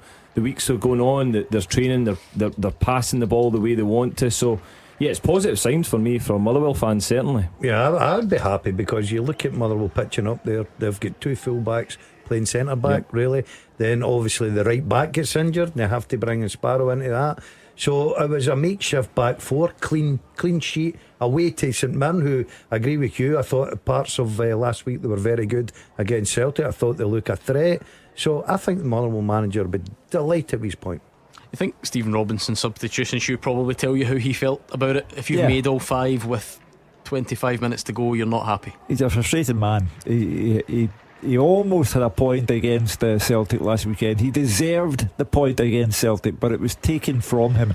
And now today he dropped another 2 points at home. He's frustrated. It's taking so long. We will pause and then get the full-time report from Livy. But get your calls in right now, because we're going to take the open line next on 01419511025.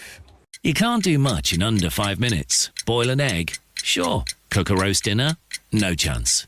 But comparing car insurance prices with mustard.co.uk? Easy.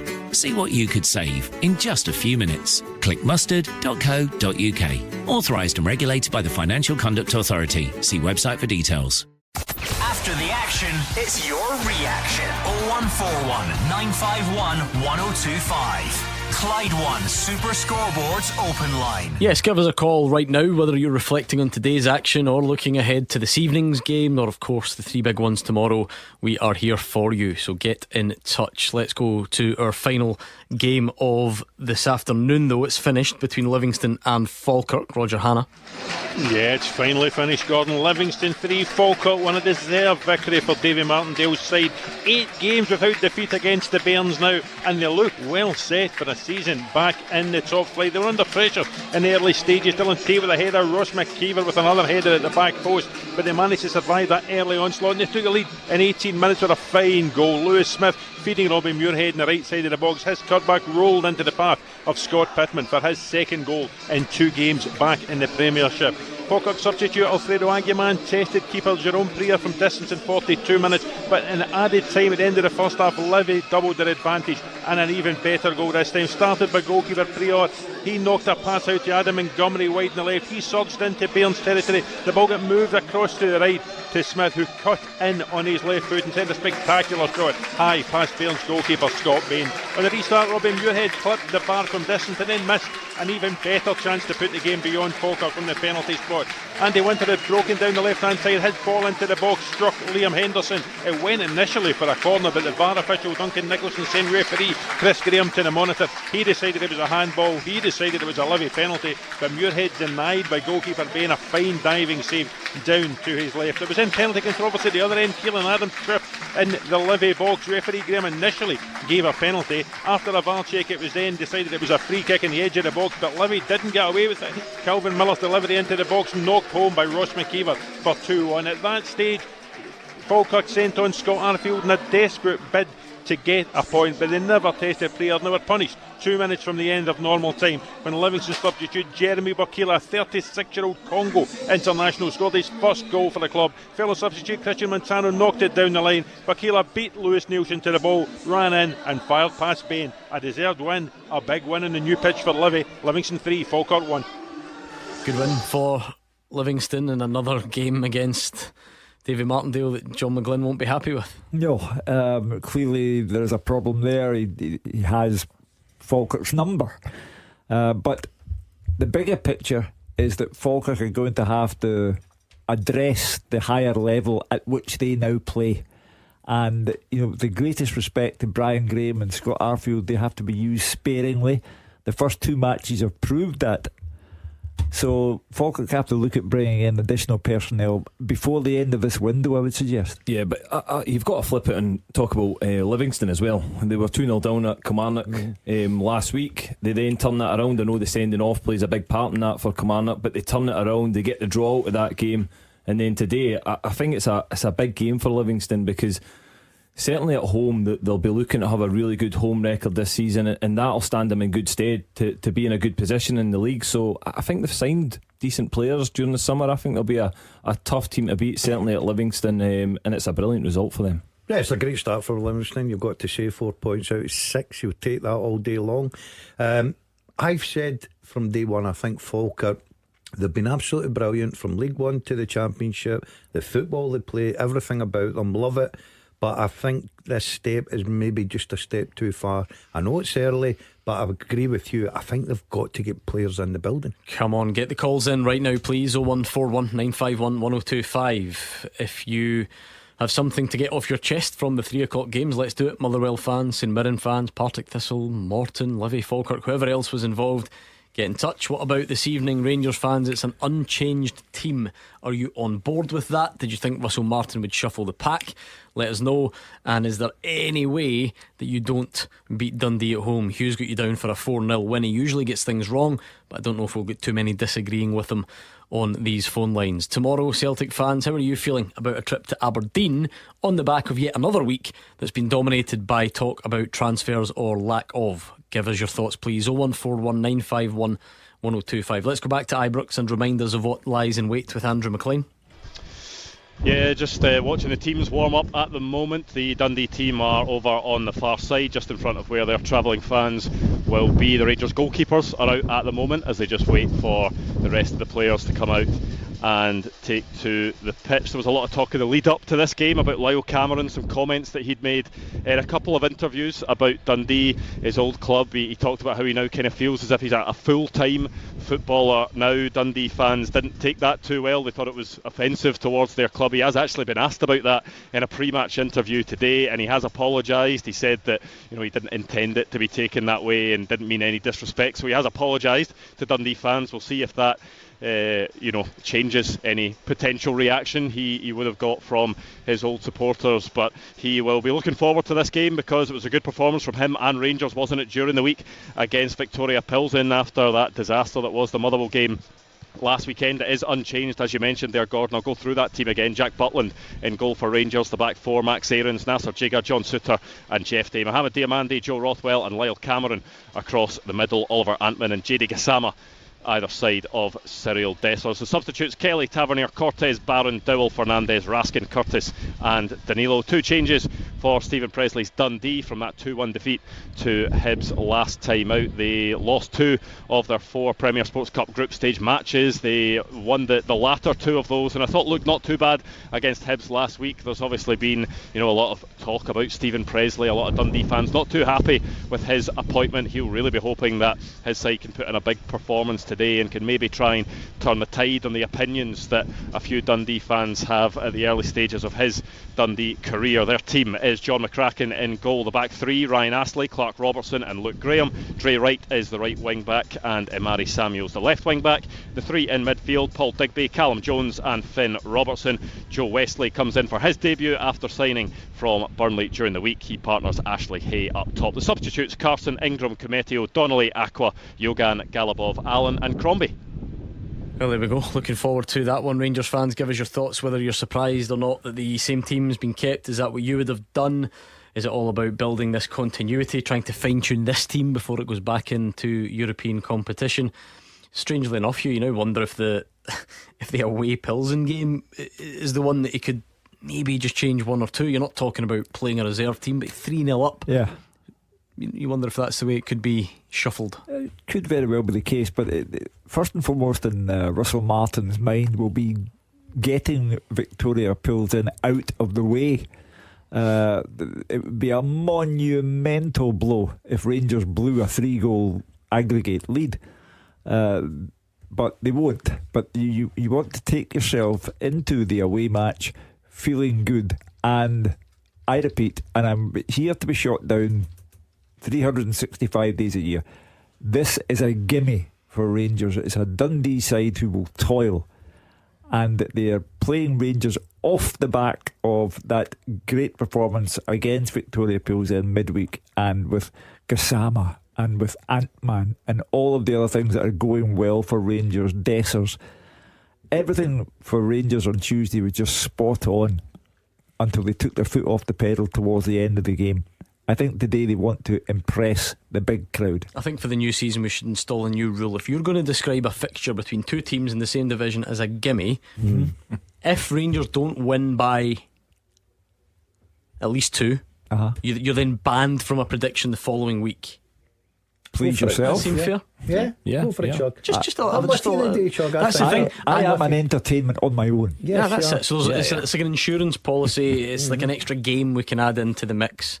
Yeah. Because listen, if you were asking me for my last 5 pence for Cash for Kids, I would maybe even lean towards the same thought process as my learned friend. But I think it's fair if we're going to be so out there with it. I think it's a good fixture for Rangers to have, especially after midweek. It's the same team. That front line, I think, can create and score. So I'm with you. I think that if Rangers can get an early goal tonight, I think it will be a very comfortable game for them, and it's just a case of how many. I thought that the Balancey team looked very good midweek. They were sharp, especially the front areas.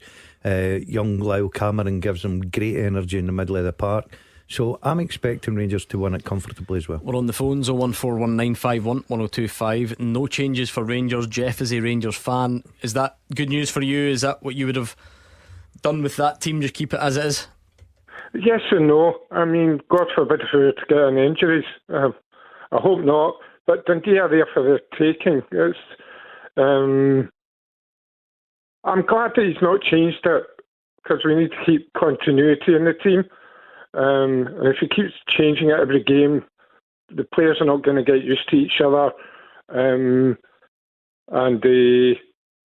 just hope we do well on Tuesday. Yeah, I mean, Jeff was saying there he thinks that Dundee are there for the taking, Gordon. So we've heard Hugh's prediction. I suppose to most people this is a so-called good fixture for Rangers. It's the type of fixture you're looking for. I suppose there's maybe just a tiny bit that brings its own pressure. You know, that there's absolutely no room here for anything other than a win in the eyes of the Rangers fans. Or is that just a good thing anyway? Because that's the mindset. Right, I think the big problem is the European campaign for years has been okay. It's been very good indeed. It's when it comes to bread and butter, Dundee obviously will come with a game plan. They'll sit everybody behind the ball, make it difficult. We've known in the past Rangers struggled against teams who adapted those tactics. I think it's different now under Russell Martin. I think he's touched on there. Good energy in the middle of the park. Rothwell keeps the ball well. He's got good width, he's got good pace, and if they can get the balls in the box, I'm sure Dessers will have a terrific night tonight. Look, there's no such a thing as a gimme, but I would be very surprised if Dundee left Ibrox with anything at all.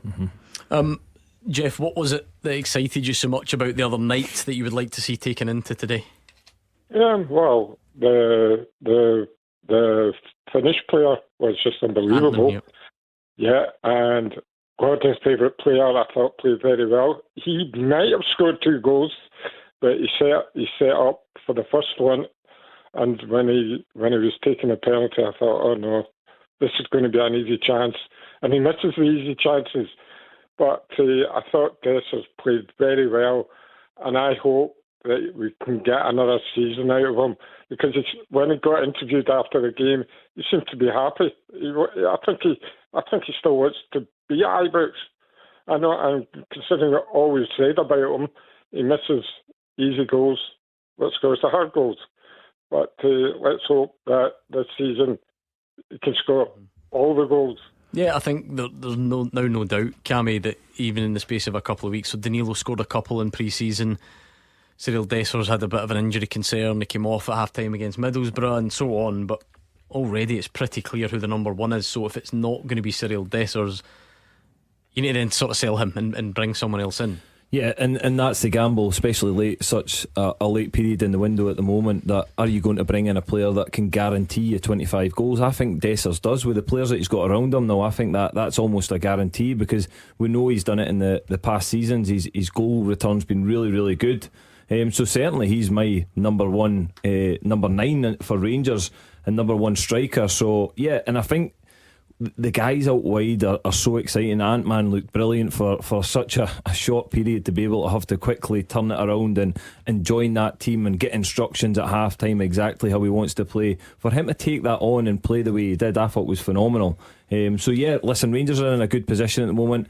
For me, Russell Martin, I think he'll be a manager that won't change the team much, as I think he'll want to keep it throughout the whole season as well. Yes, he'll have to rotate up periods, but I don't think we'll see wholesale changes in his team. I think he'll want a consistent team, especially if they're winning games of football. He'll want to keep it consistent and build momentum. And I think in the past few years they've tinkered with the team too much, different managers. I think he'll be much more consistent in his team. Part of the frustration that the Celtic fans are feeling right now is that Rangers are recruiting well. They've brought in terrific players like Gassama, like Ant-Man, Joe Rothwell, all over the place, and they've signed 9 players, and they are recruiting well, and it's adding to the frustration for the Celtic fans who measure everything against what's happening across the road. And across the road, they're coming in by the busload and they're looking the part. So recruitment is very important to Russell Martin, and it's going well for him right now. Yeah, I think the Rangers fans will be excited, Gordon, to come and see if Oliver Ant-Man can pick up where he left off. Football isn't always that simple. You don't have a good game and then just get better and better forever. But he couldn't really have asked for a better start and a chance to follow up in a fixture in theory that Rangers should have a lot of the ball in. It's at Ibrox, all those boxes that you would look to be ticked. 100% good game for him. You were quite right to highlight the fact that he came in. His debut, he was absolutely terrific. He was, lightning pace down the wing. He looked like he knew, he could pick out a pass. The one thing about him, I liked him. I thought he was direct. I think he gets his Rangers fans excited, and you're quite right to say this is a great game for him today. Well, tonight at Ibrox, he should see plenty of the ball, and I'm expecting another big performance because I think he's got it in his locker. I think he's got great ability, a lad, and his confidence will be sky high. So I expect Rangers, if they can get an early goal tonight, I think it'll be very comfortable indeed for him. Cammy, Ant-Man straight in and sort of blew apart that theory that players need time to go and pick their wallpaper samples and get used to the local area and all the stuff that Rangers felt like they used to drag their heels over. They got straight in and made an impact. It's sometimes better that way for me. Players just get straight in. They don't need to think about the game too much. We all know he's a quality player, but again, the occasion didn't get to him. He didn't overthink anything. He went on the pitch, followed instructions, and Russell Martin's pretty clear that he wants his players to follow the instructions that he gives them. Yes, they'll have freedom on the pitch to go and do things and make the game exciting, especially the front players, but yeah, he looks a real talented player. And as Hugh said before, I think the recruitment certainly this summer has been very, very positive. You've got Mikey Moore still to come and show what he can do, Asgard as well. So it's positive for Rangers, and I think this will be a comfortable game for Rangers tonight, because I fear for Dundee this season. I feel there's a lot of negativity there round about the club, a lot of negativity since Stephen Presley came in and got announced as manager, and it's certainly not been straightforward with the League Cup campaign and then obviously that defeat against Hibs. So yeah, I think if Rangers get that early breakthrough, I think it'll be an easy evening. Another great recruit for them, Cammy, Nasser Jiga at the back. Really good. That they're strengthening in all the important areas, and the two wide men, terrific. They're giving Rangers a look they haven't had for years. And Russell Martin has to be credited. I know Motherwell was a big setback. Well, that's what I was going to say. Do we need a bit of... Is the challenge now for these guys to go and string that together? I mean, Gassama played against Motherwell. Do you know what I mean? And was easily subdued. Yeah, I take the point. Need to make sure that it's a prolonged success. Of course. And Tuesday was the launch pad, and that's why they have to make Dundee the whipping boys today. The launch pad was terrific. A good win today. A defeat of Pilsen away from home into the last qualifying round, probably against Club Brugge, and it builds up nicely for Russell Martin towards August the 31st when they have a big game. 01419511025. Get your calls in and we will speak to you next. It's Clyde One Super Scoreboard's open line 0141 951 1025. Cammy Bell, Hugh Keevins, Gordon Dalziel all in the studio. We've got a couple of calls lined up. I think Davey was first on though. How are you, Davey? I'm alright, mate. Yourself? Yeah, good, thank you. What is on your mind? Well, I was phoning for Hugh at first, but then Cammy got his wee bit in as well. I know I heard you speaking up a wee bit about it, Gordon, but Hugh's screaming and shouting about how good the recruitment is. They've done this, they've done that. What is he basing that on? Is he basing that on the Motherwell game, or is he basing that on one game where they won against a team that nobody's heard of? I think, first of all, Davey, I don't think I was screaming or shouting. I simply said that the recruitment was good. I was very much taken by Gassama and Antman against Victoria Pilsen in midweek. I fully understand that Gassama was easily subdued by Motherwell, but it's early in the season. You're going on first impressions, gut reaction, call it what you will, because you don't have a backstory to deal with. But I think the recruitment, as I said, Nasser Jiga at the back looks a first class player. Rothwell looks as if he'll do well in Scottish football, and the two wide men, terrific. So that, you know, I've named four players, and I think they have tremendous potential. Is there anything wrong with that, Davey? Based off one game? Well, as I said to you, it's early in the season, and we are in the business. And we are in the. Well, Davey, tell me then from your perspective, what about those four players I've mentioned? Right, so you're basing it off one game, that a team that nobody's heard of, and we all know what Rangers do in Europe. They always turn up for Europe, and I really hope Dundee put a shock in tonight. I really hope they do. Well, you can't gloat about players how good they are. Sure, you were really, really praising them, and you've only seen them in one game. I take it, David, you're not a Rangers fan. No, I'm not. Dundee fan tonight. Yeah. Now you can really hope that Dundee do something tonight, but all I can do by way of answering you is to say Dundee do not look to have anything like the quality required to withstand 90 minutes against Rangers at Ibrox at this moment. I wonder if we need to meet in the middle, Davey. As you said, I tried to rein him in a bit, tried to bring him back down, but at the same time, and let's take Gassama, who was the one that I pointed out about, having not had a great game against Motherwell. He has scored in his 3 other games. I mean, he's got 4 goals in Europe already. So whilst, yes, it's early, that doesn't mean he goes on to win the Ballon d'Or. That's then not just based off one game, to be fair, is it? I mean, he's played 4 and scored 4, and 3 of them and they're all coming in Europe. Aye, but it's European teams that nobody's heard of. I had a Panathinaikos, heard of Victoria Pilsen as well, for what it's worth. Didn't think they were great, but they're not complete nobodies. So they'll probably beat Club Brugge as well, and it's not Brugge, Hugh, it's Bruges. Beg your pardon, but it is Club Brugge. It's Bruges. Oh, I'll go with you, Hugh.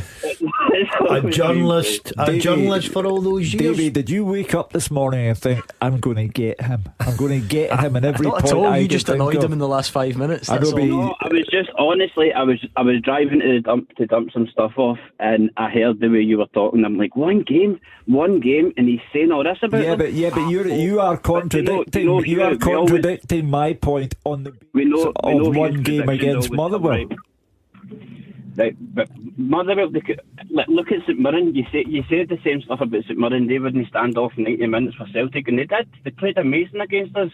I know Dundee aren't sort of the same level as them, but I hope they can put on a performance tonight. They probably won't, but Hugh's predictions never come true. So that is true, and that's why he's banned. If Rangers don't win by 2 at least, he's banned from his prediction next week. We have to keep him on a short leash. Davey, I took you to win the Scottish Cup final. Look what happened to me there. I know. Don't rub it in. I hate going to the dump as well. Yeah. Oh, nonsense, honestly. I know some people find it therapeutic, not for me. No. What a hassle. All the pressure you're put on to put things in the right place. Yeah. Time slot. Come on. I just wait till nobody's looking. Honestly. I'll bet you do. That's you over the back. And it's Club Brugge. Brugge, you're right here. Is it? What's the backstory there? Because I naturally would have gone Bruges as well. But is that the local pronunciation or something? Yes. Right, okay. To be fair, over there. To be fair, he did say Gasaman tonight, didn't he? It's Kasama. Kasama. Who knows? Right, thank you very much to Davey. Let's bring in Stephen, who's on the other line. Hi, Stephen. Hi, Stephen. Can you hear us?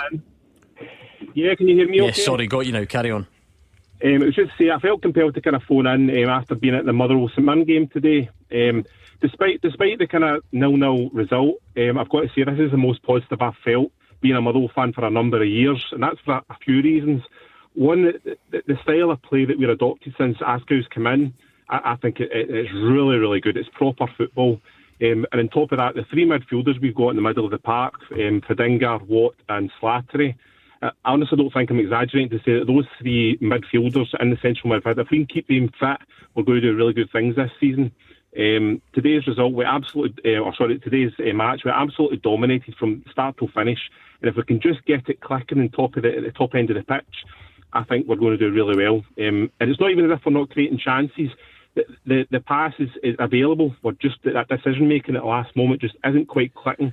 But I can see as that progression, I think we're getting better and better, and I really think we're going to do really well. Well, Gordon, it's two very different tests and two tough ones. Yeah. It's alright saying you're going to pass out from the back and then Rangers come to town and sometimes things can go out the window, but they didn't. And then people kept saying, but listen, Rangers weren't very good at what they were doing, and let's see what happens when you go to Paisley. Now, Stephen's right, you can't get carried away. It was 0-0. They didn't carve out as many clear-cut chances. They didn't take them. It's 1 point. So we're not saying they're Brazil 1970 here. But in terms of style, they've gone and sort of passed that test again. So it's early days are looking good. I had to hold my breath there when Stephen was mentioning the three midfield players. I thought we were going to get another call saying they're the best three in Scottish football.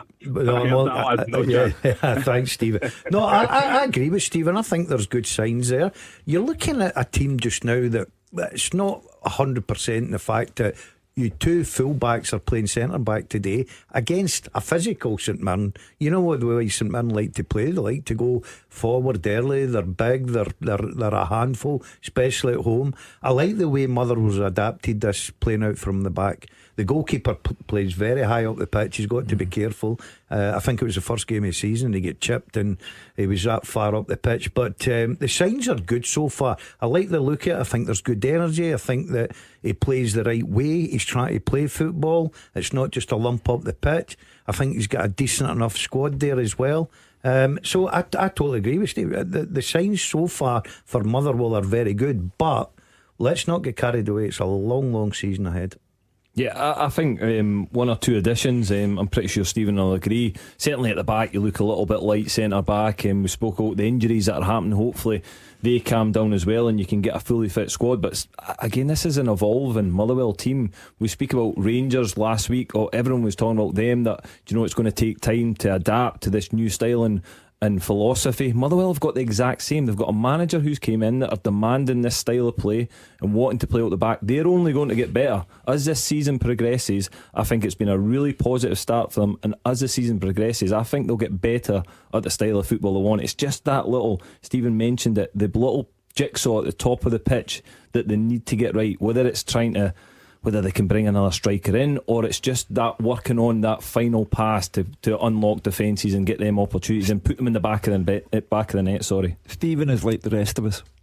He's going on an initial impression based on 2 games. And to go back to Davey, my friend who called in earlier, that's all we can do until we have. You would need 10 games, I think, before you could gather a real impression of what your team is doing, is capable of, is not capable of. But Stephen is simply being like the rest of us. He's watched 2 games and he's thinking, I like the look of this. And that's all any of us can go on. Do you think it's a touch more than that, Stephen, in the sense that the style really does look like it's embedded already. Like, even if it needs fine-tuned, there's nothing there to think, like, this is a disaster. Now, as you point out, maybe we don't go on and see that Motherwell have a wonderful season, but that might be down to ultimately quality. They might not be able to get quality at the top end of the pitch. They don't have loads of money. They can't go and spend it on guaranteed strikers or guaranteed wingers that are going to produce every week. But so far there's nothing to say, because people would have been desperate for this style to fail so that you can say, look at this rubbish passing from the back, blah blah blah. But there's nothing to suggest that they can't carry on with this. No, absolutely not. And I think it touched on what Askew's been saying since the start. He keeps talking about bravery and courage. I think we've got the players. I think one of the big things is recruitment. The players we've brought in are actually been brought in to really adopt that philosophy that he's put in place. And that bravery and courage, you can see it, and it's really pleasing to see that midfield three, even the guys at the back, the kind of older guys, the kind of Paul McGinns and Stephen O'Donnell. Today, they were so willing to just put their foot in the ball and actually play a brave pass, and not just pass it back, not just pass it sideways. They're always looking forward, and that's clearly been instilled in them every single day since that man have come in. And like I was saying, I definitely can see the positives in it. It'd be different if there was no product, but you can see the pass is on at the top end of the pitch. The goal is just about there, but it's just about that extra practice, that extra games they get as they get better and better, and then that decision making will come. I 100% believe that. And I think if we can get Stamatopoulos or Masvanisi just firing all cylinders in front of goal, and I think they're nearly there, I think it'll be really, really positive for us. Because, Gordon, I went to all of the Premier Sports Cup games, I think, and I have to admit, I had my doubts. You think getting lobbed against Clyde within 15 minutes of the new season starting, it just looked fine. It didn't really seem to be, worth all the hype. But that's two tough tests, so it shows you that it's progressing all the time and trying to get better at it. I was a wee bit like yourself, Gordon, when I seen their cup games, and you're wondering, hold on a minute, they're struggling to beat lower opposition. It wasn't very encouraging, but I think they took so much from last week against Rangers. I thought they were excellent. I do love the style of the new manager. He's sticking by his principles. They lost the opening goal against Rangers because they tried to play from the back. McGinn panicked, put it out, corner kick, and they lost it. Once again today, I think where the caller's right is they need somebody at the top end of the pitch that's going to get them the goals. They play nice football, but at the end of the day, they need a striker that's going to get them goals. Here is the thoughts of the Motherwell manager after that one, Stephen. It's another point. I think we did everything we could to get all three.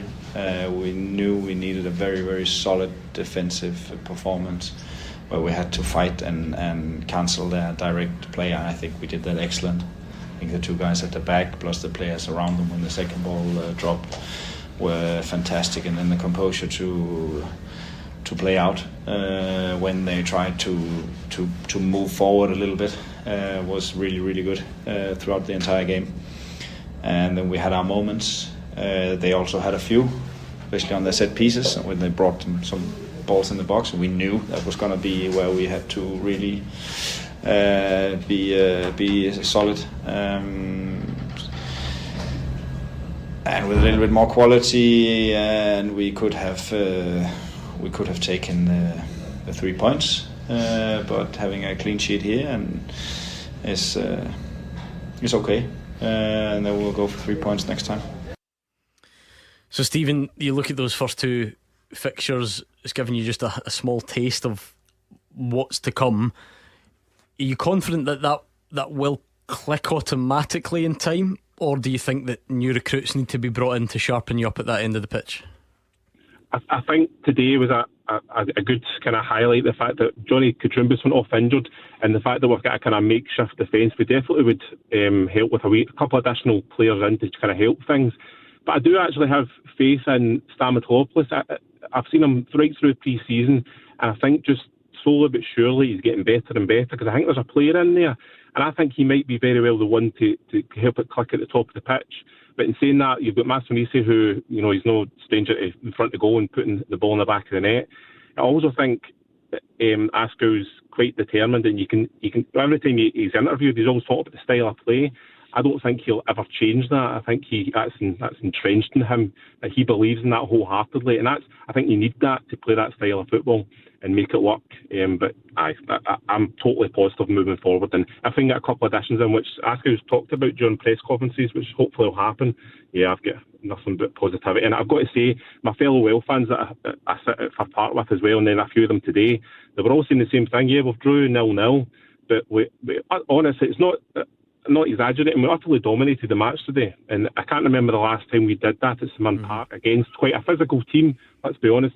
And you could see Stephen Robinson going off his head throughout the whole match, which is always a positive, it's always a good thing. Well, he's not done his press yet, but the Motherwell manager has. Now, money for a new striker might depend on what happens with Lennon Miller. Here was the latest from the manager, because remember, he said he could be involved this weekend, but then he was sitting in the stands. It was a final call. Everything taken into consideration. It's not a secret that there are things going on in the background, and we know he's been out for 4 weeks. So, how much risk are you willing to take on a player like him in that situation? And the decision was that we kept him out of it. You haven't got any sort of news on that? No, there's nothing I can tell, and I've been busy with the game today, so I haven't really heard any updates since this early this morning. So that's the latest on Lennon Miller. It goes on and on. We're going to knock it in the head there and thank Stephen for his time, because kick-off at Ibrox is coming next. After they play, you have your say. 0141 951 1025. Clyde One Super Scoreboard's open line. About to get underway at Ibrox. Let's go back and speak to Andrew Maclean. Yeah, like tifo has been unfurled by the Rangers supporters. It says step up and play with the blue, red and white colours, as you'd expect. I actually think that was meant to be unfurled on Tuesday night, but had to be cancelled because of the windy weather. Not that it's too much better today. Still a strong wind around Ibrox. It has been raining on and off, but it is dry right now as we approach kick-off, and Rangers have the same team as they did on Tuesday night against Victoria Pilsen as well. But the challenge is, can they replicate the same type of performance? They were solid defensively, they were good on the ball, they had real threats out wide, all the things that they didn't have against Motherwell just a few days prior. So these Rangers fans today will be hoping to see more of what they got midweek on a consistent basis, because that's how you challenge for titles, that's how you win trophies, being able to put in top performances every few days, which Rangers haven't been able to do over the last few years. But that 3-0 win on Tuesday probably made today's team selection a bit easier for Russell Martin, because they've got that nice cushion going into the second leg on Tuesday. There's then the visit of Alloa here in the League Cup next weekend, so Rangers will have chances to rotate if need be, and of course they need to make sure they get their first Premiership win on the board. I'll just recap the teams for you as Don Robertson makes his way to the centre circle with the ball. It's Jack Butland in goal for Rangers. The back four: Max Aarons, Nasser Jiga, John Suter and Jeff Day, Mohamed Diamandi, Joe Rothwell and Lyle Cameron across the middle, Oliver Antman and JD Gassama either side of Cyril Dessers. For Dundee, it's John McCracken in goal, a back three of Ryan Astley, Clark Robertson and Luke Graham.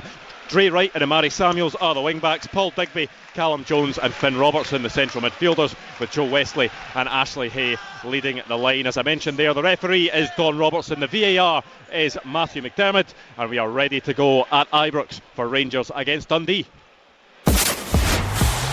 Clyde One Super Scoreboard Goal Flashes with M&D Green Pharmacy. Get set for the season with expert pharmacy support.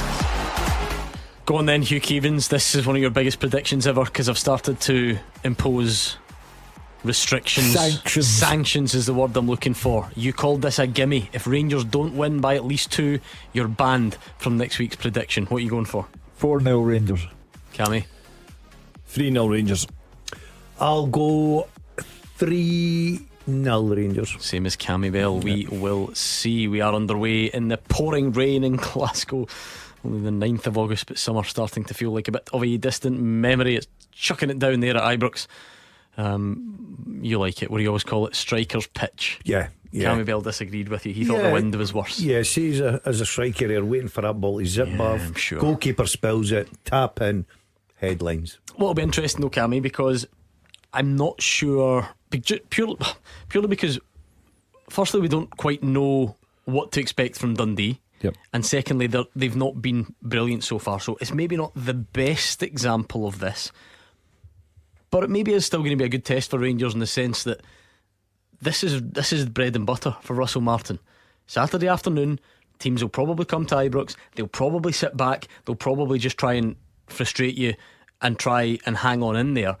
That's been a problem for Rangers at times. So it's all right playing against European opposition where you can invite them onto you and pass your way through. Can you go and break down teams that's sitting? Yeah, it's been a massive problem over the past couple of seasons. And again, we keep speaking about it's consistency for me. Rangers need to prove they can be consistent in Europe and then go back to domestic football and win games week in, week out. That's what Russell Martin will be demanding. That's why I think he's put his strongest team on the pitch, because he's looking for that long-term consistency.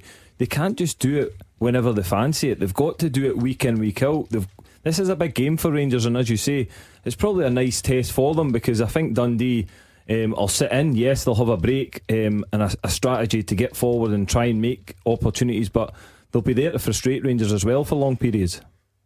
Yeah, I agree with Cammy. I think it could be a frustrating night if they don't get a quick goal, Gordon. If they're getting 0-0 at half time, you know, is it back to the same old league performances? Teams come and camp in, sit in, and Rangers can't break them down. But I just, under Russell Martin, with the wide areas, Dessers up top, the energy in the middle of the park, I do believe that Rangers will be comfortable tonight. Yeah, although Dundee, fair play to them, have taken the game to Rangers in the first couple of minutes of the game. So perhaps Stephen Presley is saying no parked buses for me. Well, I'm just looking at formation there. The minute Rangers get the ball, Dundee have got about 5 defenders right away. They're sitting, you know, very compact in the middle of the park as well. Yeah, it's almost like a 5-4-1. They're dropping in. They've got that spring, as you said before. They did get up the pitch and they've got an attacking threat, but certainly they're looking to be very tight, narrow, make it difficult for Rangers and probably frustrate them. Although Dundee, they're an easy target just now, it all starts when Stephen Presley makes some interesting comments in his press conferences, and then they don't get through in the League Cup and they lose their opening game. But to be fair, the important players that they've lost over the summer, it's ridiculous how many. It's probably the biggest rebuild in the country, or one of them. Literally just a full team of first team starters from last season, players that were really important. For a start, we spoke about them all week. Lyle Cameron and Josh Mulligan. There's a reason they've gone to Rangers and Hibs. Then even throw in guys that were always there or thereabouts. Jordan McGee's gone to Motherwell, been injured. Look, there are so many. Could rhyme them all off. Mo Silla's has gone to Livy. Change at the back. It was never going to be easy. No, it was never going to be easy. But again, that's probably the bigger picture that the club needs to look at what they're doing. Why are all these players being allowed to leave for free?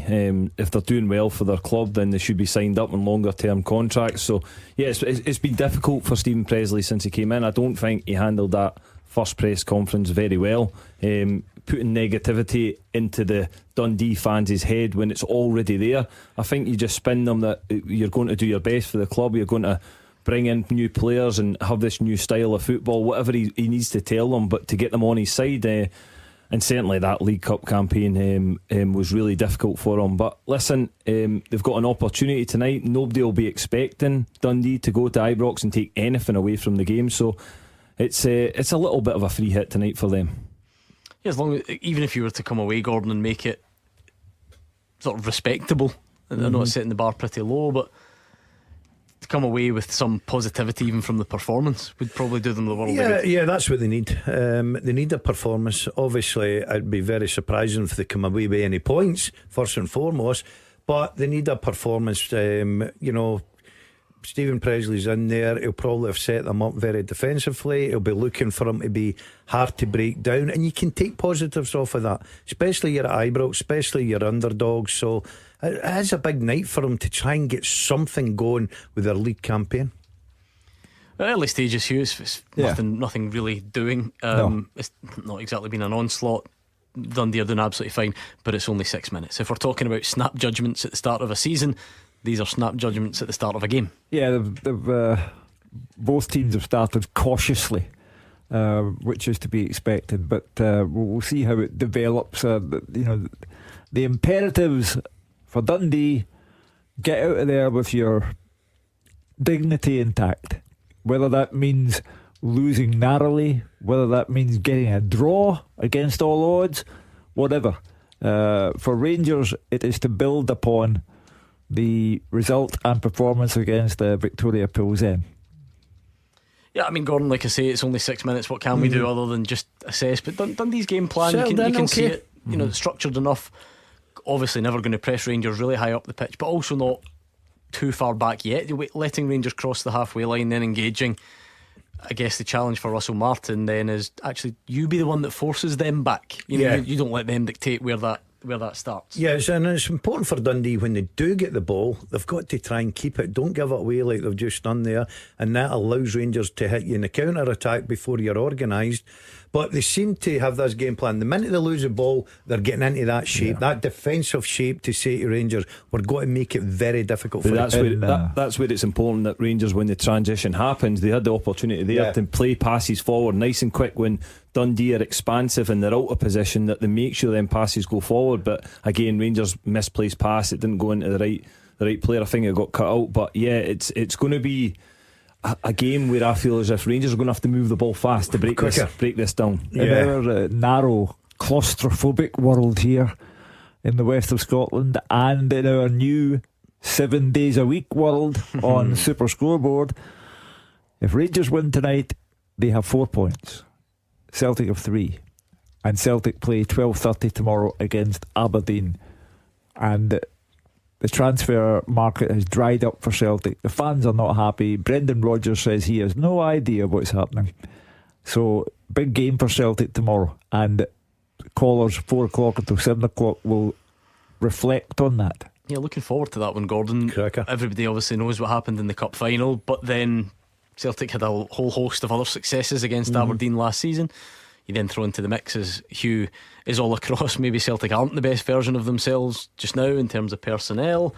It's a new look Aberdeen who struggled in the opening night of the season. What are you thinking? Yeah, I'm looking forward to it. I think it'll be a good game. I think it'll be a difficult game. I still fancy Celtic to go up there and get all 3 points, if I'm honest with you. I don't think it'll be easy for them. I was a bit disappointed with Aberdeen's opening game against Hearts, and that's not taking anything away from Hearts. They went out and done their job, picked up the 3 points. I thought Aberdeen were a bit powder puff for me. So it's got to be a different test tomorrow, especially against a Celtic front three. You just wonder what team Brendan Rodgers will put out. I think it'll be a good game, but I've got a funny feeling Celtic will pick up the 3 points. That's the whole problem for Celtic. The front three. Yeah. You've got Dalziel, Maeda and who else? You know, well, he started with Yang and Aramida. I think that he'll probably stick round about that. I don't see there's a lot of scope there unless he brings in James Forrest, for instance, and starts him with his experience. He knows how to go up there and play these games. Pataudry's always difficult, no matter how you get Aberdeen. But I just think Celtic, middle part to front, will have enough. Yeah, no, I agree. I think Celtic will have enough, and I was disappointed with Aberdeen. The manager Jimmy Tilley will be looking for a reaction from that game at Tynecastle. The first half certainly they were poor, and Hearts were very dominant, deserved the victory. So he'll be looking for a reaction. But I just think Celtic know how to win at this moment in time. Yes, they're not playing at their best, but I think they'll go up there and they'll still get the result. But I fully expect that they need to make signings. They need to bring bodies in the building. I wonder if he might be tempted Shin Yamada, because Celtic needs some form of fresh impetus up front. Didn't even come off the bench though last week. I know. Don't think Brendan Rodgers liked the question. I heard his press conference yesterday. Someone said, Brendan, people were surprised you didn't bring Yamada off the bench. He goes, who was surprised? And I do like that. I think if I was the manager, that's how I would name the man. Who was surprised? I brought Johnny Kenny on. I can't bring them all on. We won the game. But yeah, right, Gordon, tell us then, we're only 10 minutes in, we're about to bow out on Saturday's Clyde One Super Scoreboard. What have you learned in the opening stages at Ibrox? I've learned that Dundee have went with a game plan to make it very difficult for Rangers to break them down. I think Rangers need to move the ball a little bit quicker when they do get it, but Dundee look very organised, and after 10 minutes I think they'll be quietly happy. I've learned that if I get this wrong, Davey will stop taking stuff to the dump, and he'll be back looking for me at the first opportunity. I've learned that yes, Rangers need to move the ball quicker, but it's a must-win game for them as well. Okay, and that is us. We'll see what happens between Rangers and Dundee. It's been an interesting day, a share of the spoils between St Mirren and Motherwell. Livy beating Falkirk, and it's going to be a long weekend because there's plenty more football to come. The beauty of Clyde One Super Scoreboard now is that it's on 7 days, so make sure you join the guys tomorrow at 2 p.m. to take you through all of Sunday's action and look back on today. I'll speak to you Monday night, and enjoy your Saturday in the company of the GBX.